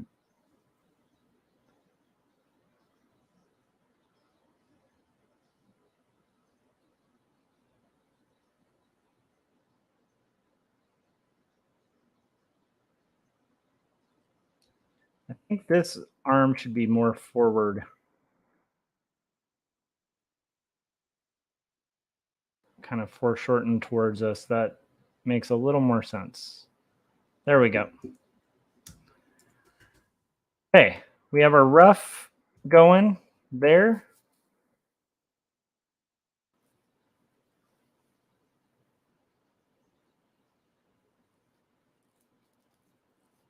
Oh, cool. Okay, we got a lot of fun stuff actually happening in the chats, including Marsh saying, "Hey, stop focusing on art and focus on the chat." So Nelly said, "Top secret, yes, that's classic comedy gold with Agent Deja Vu. Haven't we met before, Monsieur?" I love it. My favorite bit in that is where it's like, "You speak German?" And he says, "I know a little German." He's right there, and it's like. Anyhow, it's one of the funniest things. And then we've got Adam saying, "Gonna walk to the park or something later today and read Jacob's Apartment, and Captain Goggles and Mask Woman can't focus to sit down and just read lately." That's not a bad idea. I have the same problem where it's hard for me to focus on just reading. I like the idea of going to a stroll to the park for that. And then Adam also said almost every Beatles song is amazing. I agree with that. I think they are one of those bands that is not overrated. Like, they are huge for a reason. And then Marsh was saying, "Do they have old commercials or TV themes for karaoke? That would be fun. You should do a read stream ASMR video. Adam, who invented karaoke." And then he said, Marsh makes comics. I can't. It said I can't get into deep Googling right now. Josh, stop focusing on your art and pay attention to the chat. Also, nice work, by the way. That's hilarious. And then Adam said the world's first karaoke machine, the Juke, was built by a Japanese inventor and musician, Daisuke Inoue. I guess I'd have to ask my wife how to pronounce that. In 1971. But it's also a Filipino inventor, Roberto del Rosario, who holds the machine's patent. He developed the karaoke sing-along system in 1975. Do you notice those dates? Those dates, 1971 and 1975, I think I was right. I think my theory about Elvis was right. I guarantee the reason, I just have a suspicion that that music is so perfect for karaoke. I have a huge suspicion that's why. I guarantee, like, the majority of, I shouldn't say I guarantee, but I suspect very strongly that the majority of early karaoke probably hinged around late Elvis. Because it's like when you hear those, like you listen to In the Ghetto and tell me that song wasn't written to be karaokeed to. It's just, yeah. Anyhow, okay. View extras. Maybe we could come up with a conspiracy theory about karaoke, you guys. Okay, so at this point, I think we're pretty much as good as we're going to get with um, references and all of that. We just have to kind of work out this very last panel. But this is actually working, you guys. I'm actually pretty excited about it. The one thing I want to solidify on this page that I don't think I've done a good job enough yet of doing is I want to work out this tree a little better and make it a little bigger in scale so it's more obvious, because the connection really hinges on these trees. That's going to lead people to go from like left to right, right to left. So I really do want to just rework the tree up here a little bit before we get into that last panel. Doesn't have to be perfect, but it just needs to be more obvious that, like, this is a long tree. I think that might have been the one indicator that was missing, was that connector of the tree going all the way down to there. So, all right.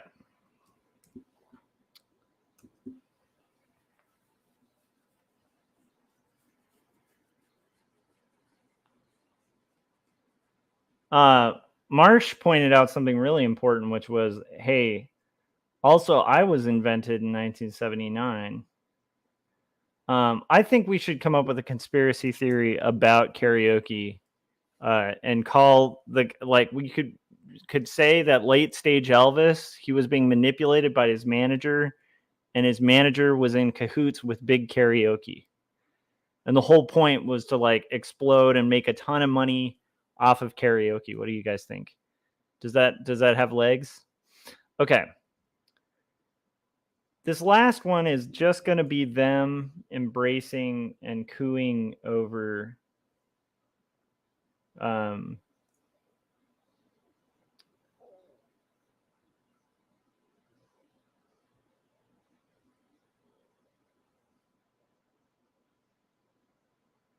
I don't like this tree. It's starting to look a little more sign and less observed. There we go. Trees rarely have that kind of.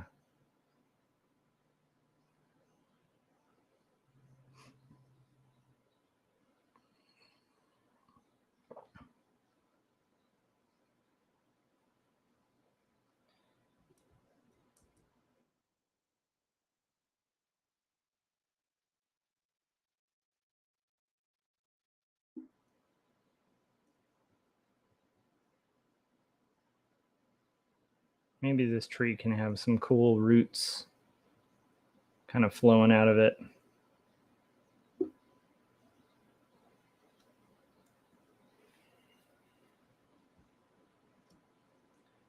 And we can build our dreams. Okay.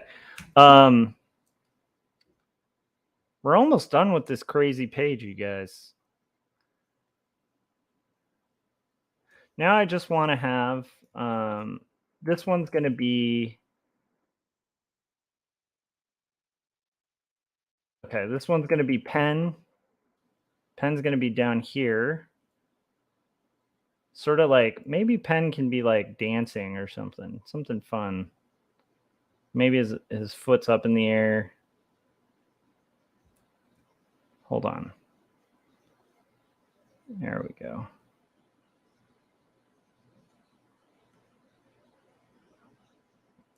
All right, so Penn's going to be sort of dancing, foot in the air. We're going to have the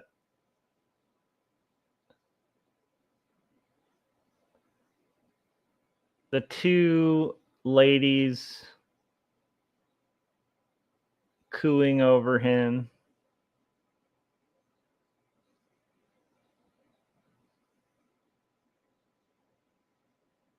We're going to have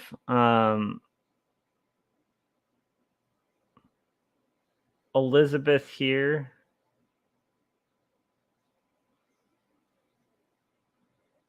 Wait, what was it going to be? There's handshaking and embracing all around. Okay. So we're going to have Elizabeth. Elizabeth's going to be, okay, so Robert's going to be handshaking here.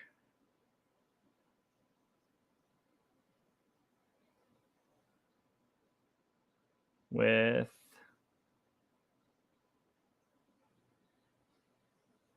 the other dude who's going to be the Stormy guy, Charles Stormy. So he's going to be handshaking. And then we're going to have Elizabeth.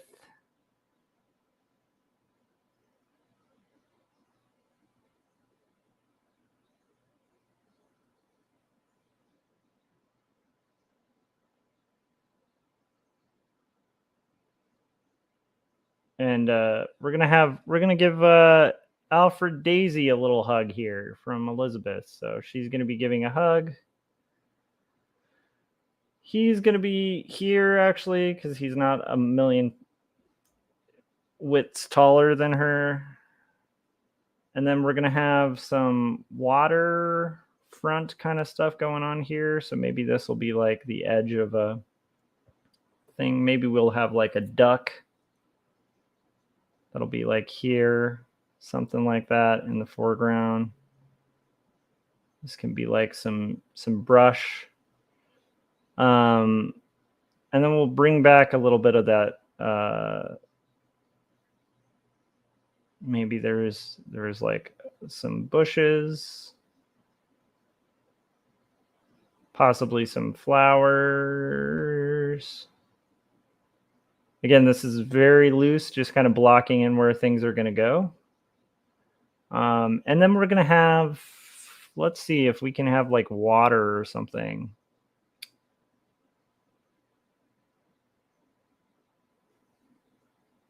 Adam said, you and Dee Dee are both talking about hair. That's awesome. We should talk about hair. Honestly, I don't love late Elvis. This is Marsh saying that. But you're kind of right. It was built for karaoke. That's what I'm saying. I mean, listen to Suspicious Minds and tell me that part that goes, we can go. Like, you want to sing that part. There's just no way. Hair, you should do hair songs, like from the movie Hair. And then working on hair, or a little bit here. Oh, here in hair sounds very similar. Aquarius and Good Morning Sunshine might be good. Oh, the dawning of the age of Aquarius would be, I mean, that shouldn't even be in question. That just has to happen. Okay, so we're gonna have I forgot he has this like funny little, like they have this like almost Renaissance style thing going with him on his outfit. Okay. Here we go. We're gonna do, I like the idea of this being kind of Penn just having fun.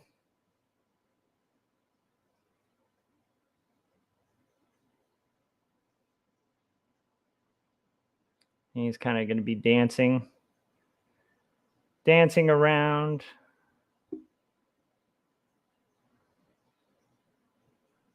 And it's the weirdest nose of any kid I've ever drawn. That's a little better. And then we're going to have, he's got this little thing, but still his arms are going to be out. He's having a blast. Dancing. partying with the new relatives who are going to be having a blast listening to him and playing. So he's got this kind of gesture. He's moving. And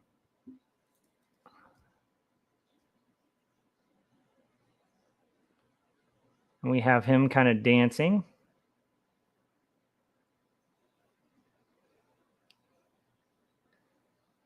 Yeah, not all the songs are all the sons are appropriate, and you have to have Bohemian Rhapsody. Yeah, Bohemian Rhapsody. Like anything by Queen, actually.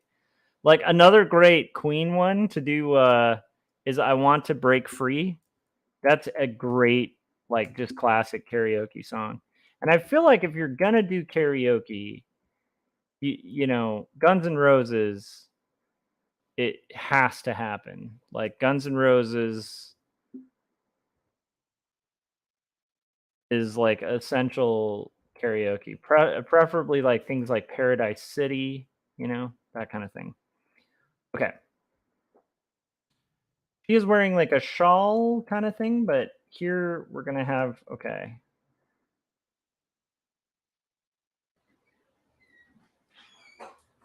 She's wearing a shawl and she's got her headband. So we're gonna kind of block that in.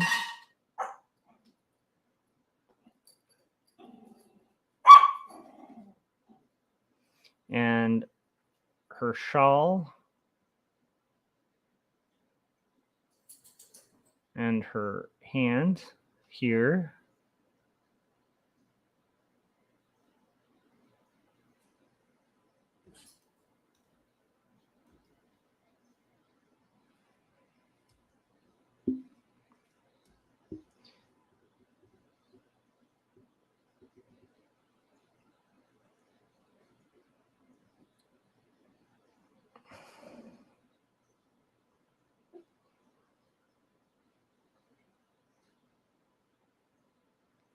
Okay, got that blocked out. Now we need, this one is the other, what was she wearing? Oh yeah, she's just wearing a regular Victorian dress with a parasol.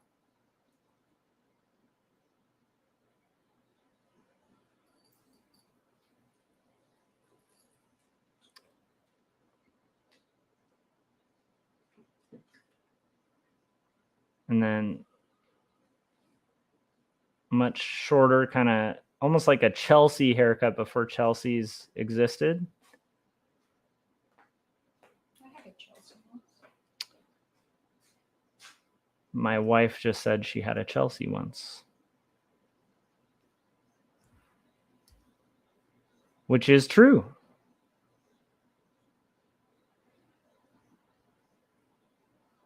All right, so we've got her wearing just her sort of more standard Victorian dress. This is, again, just like a ruff, so it's okay to be a little loose with this. I like the idea of this hand being kind of over here and dress a little bit. Okay.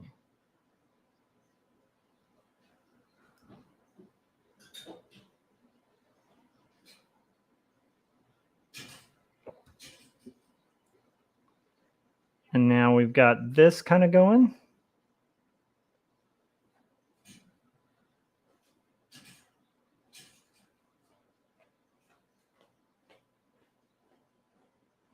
Jim said, Josh, are you live right now? Is this real life? Yes, I have the day off. And so this is my way of decompressing from the day job. Which, by the way, I love my job. It's just I needed a day, and it also works as a catch-up day. So that's kind of a nice, like, win-win, you know? But it was funny. Somebody in the chat commented, like, it's funny that, like, you know, for artists, like, kind of a day to decompress is working on comics. Like, it's like, to me, this is the ultimate vacation day. If I can just rock and catch up on this business, I am a happy man. So we have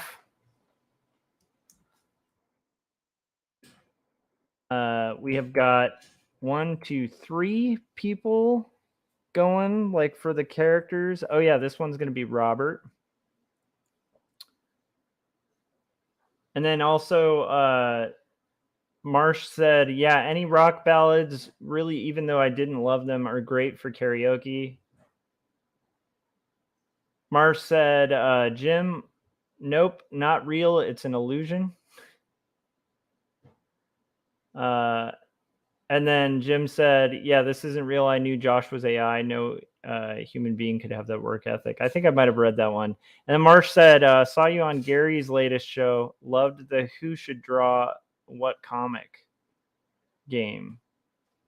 And then also Jim said, honestly, I would do the same thing on my day off. Yep, we're crazy. We're crazy people. We're crazy people with a love of art.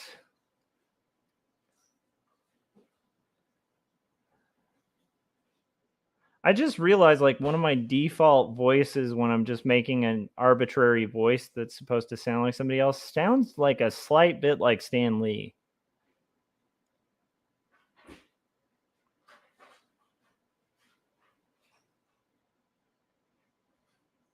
When I'm not working, I do art. See, but then if I try to intentionally, I was going to try to do intentional Stan Lee and it didn't work as well. When I try to do art, I do art as Spider-Man. There we go. That was kind of Stan Lee-ish. Robert Barrett Browning. I don't know. I can't maintain it though. Okay. So we've got them shaking hands.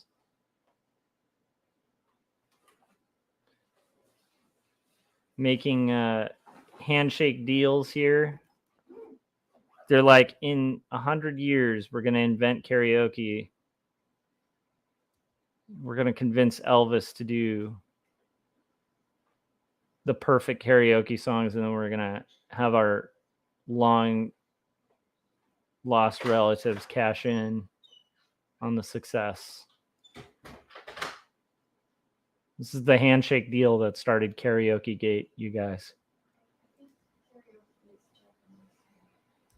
Yeah, but it was invented in the 70s, and I do think they did do a lot of Elvis songs.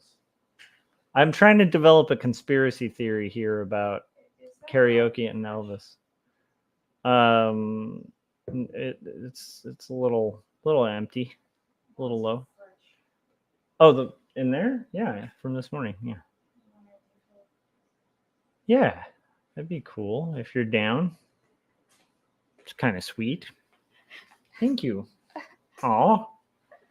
My wife literally came in here and was like, would you like a refill of your coffee? Isn't that the sweetest thing in the world?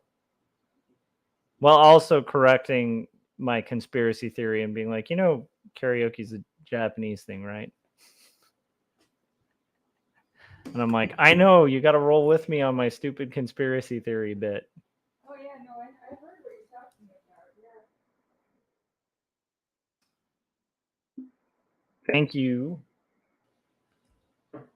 So, we've got our opacity somehow went down there. I didn't like the thing that was happening here with this guy. Like he suddenly got like I'm sketching this fellow and his arm just extended to like ape-like lengths. It might actually make more sense to have him actually be a human being. That's always a good thing,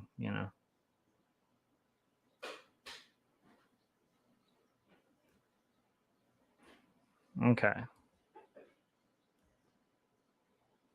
Jeez.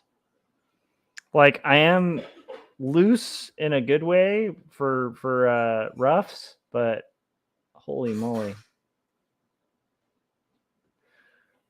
All right, and then we've got our last characters, which is this was going to be a hug from what was I thinking here? This was going to be Elizabeth is giving a hug to I don't like that gesture. That gesture is not making a lot of sense. So we'll do an Elizabeth hug here. This will be Elizabeth.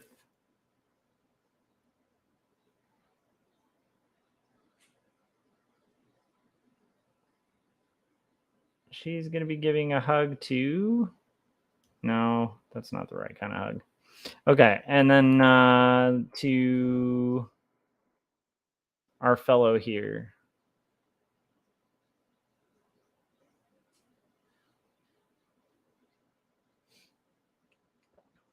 There we go. Okay.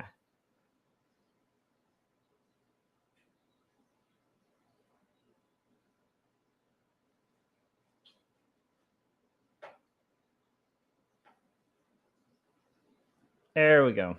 Much better. And Elizabeth's wearing this giant fur coat thing. She has this very rad fur coat that kind of tapers. What am I doing? Tapers right here. And then it kind of goes out to here. And then it goes to her skirt that has like 3 layers. It's like a 3-tier skirt, which is a really weird skirt, but that kind of makes sense. Because a lot of Victorian clothes are really weird. And then this is... Yay! Okay, we're almost there, you guys. So we have this kind of worked out. Kind of. Almost. Now I just got to work out the environment around them.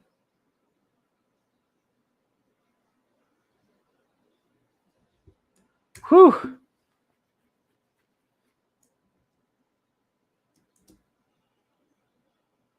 Okay, I want to correct that head a little bit and that hat.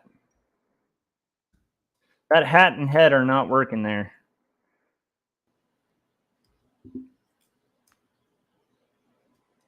That was the one thing that was going to bug me there. Okay.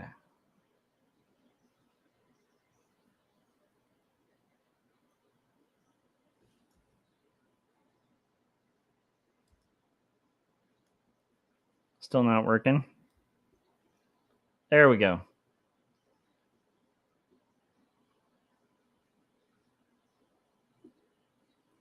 Got it.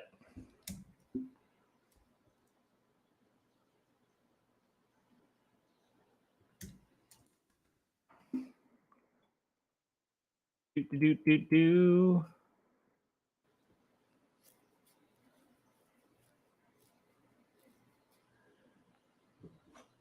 Oh my gosh. Yeah, Scorpions, Winds of Change could be fun. Just the whistling sounds like a nightmare, you know? But if you do the whistling through the wind, you know, I could totally see that. That was Christopher saying that.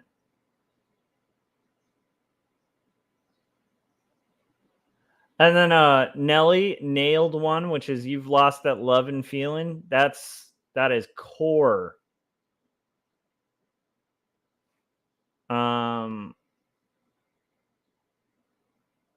Marsh said you should karaoke in Stanley's voice. Maybe we could do that. Chris said perfect karaoke song. Anyhow, I love the Winds of Change, though. That's a great one. And then Christopher, I guess Adam said he's going to add that to the playlist. And Christopher said, I respect you for that, Adam. And he said, there's something in terms of taste in that song that turns me off, but something else about it that is really just amazing. I agree. It's just it's sometimes the worst songs make the best karaoke songs.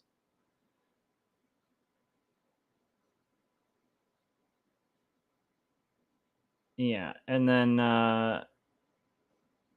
yeah, we definitely need to try to rock that karaoke stream. I will at least make an appearance on Saturday. I will try my darndest.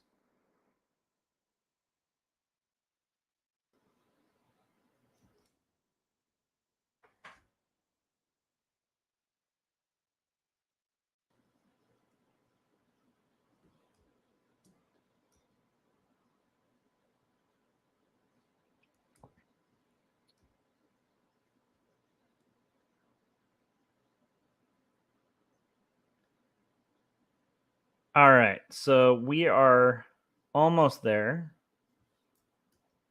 Just gonna kind of have my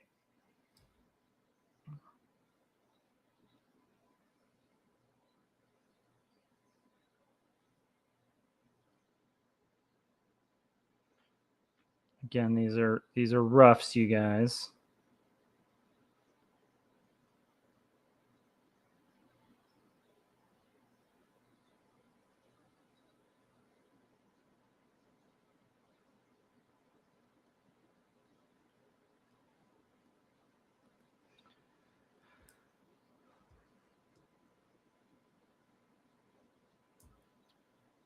What do we want up here? There needs to be something to sell it. So let's do.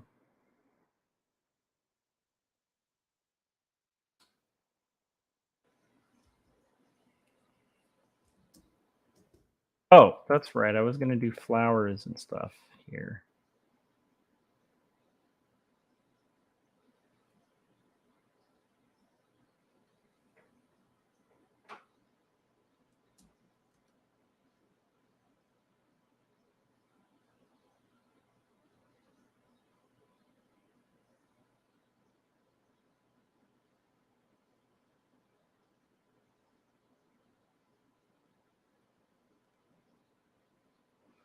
It's just going to need a lot of just kind of basics. So I'm not super happy with that. And I think I was going to have like a potential opening here or a pond.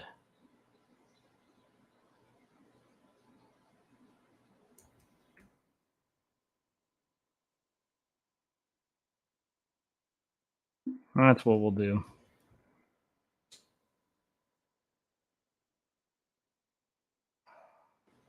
That's what we'll do.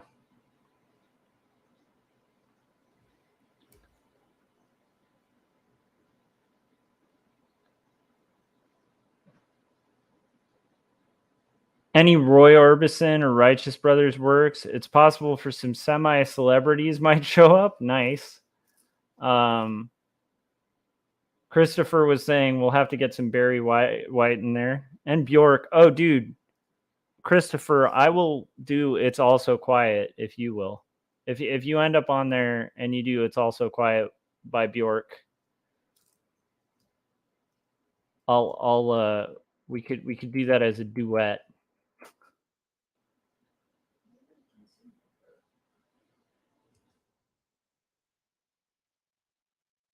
Although that part would definitely have to be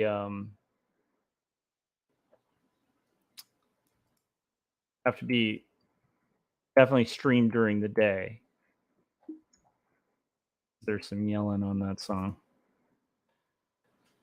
I'm actually pretty confident with how this is coming out. The one thing I want to do is just, again, like I need to fix this tree. I'm still not happy with the tree. Again, this is a rough, but still. Okay. I think that's going to do it, you guys. I'm pretty excited about this. That's going to do it for this page. So we have finished the basics. We have finished the basics for this page, you guys. So I'm going to call it for this stream, and I will probably do another live stream after I have breakfast and shower and stuff. So I'll see you guys later this morning. If you're around, make sure you tune in. And I was going to say, if you haven't yet, hit the bell because I'll be live streaming on and off all day today. So I will see you guys on the next one. And yeah, I'm pretty excited about just having finished this. So hopefully we can do some more roughs throughout the day. All right. Thank you to everybody who showed up, and I will see you guys on the next live stream. And if Dee Dee is still going, make sure you're checking out Dee Dee Willingham's live stream right now. I will see you guys on the next one.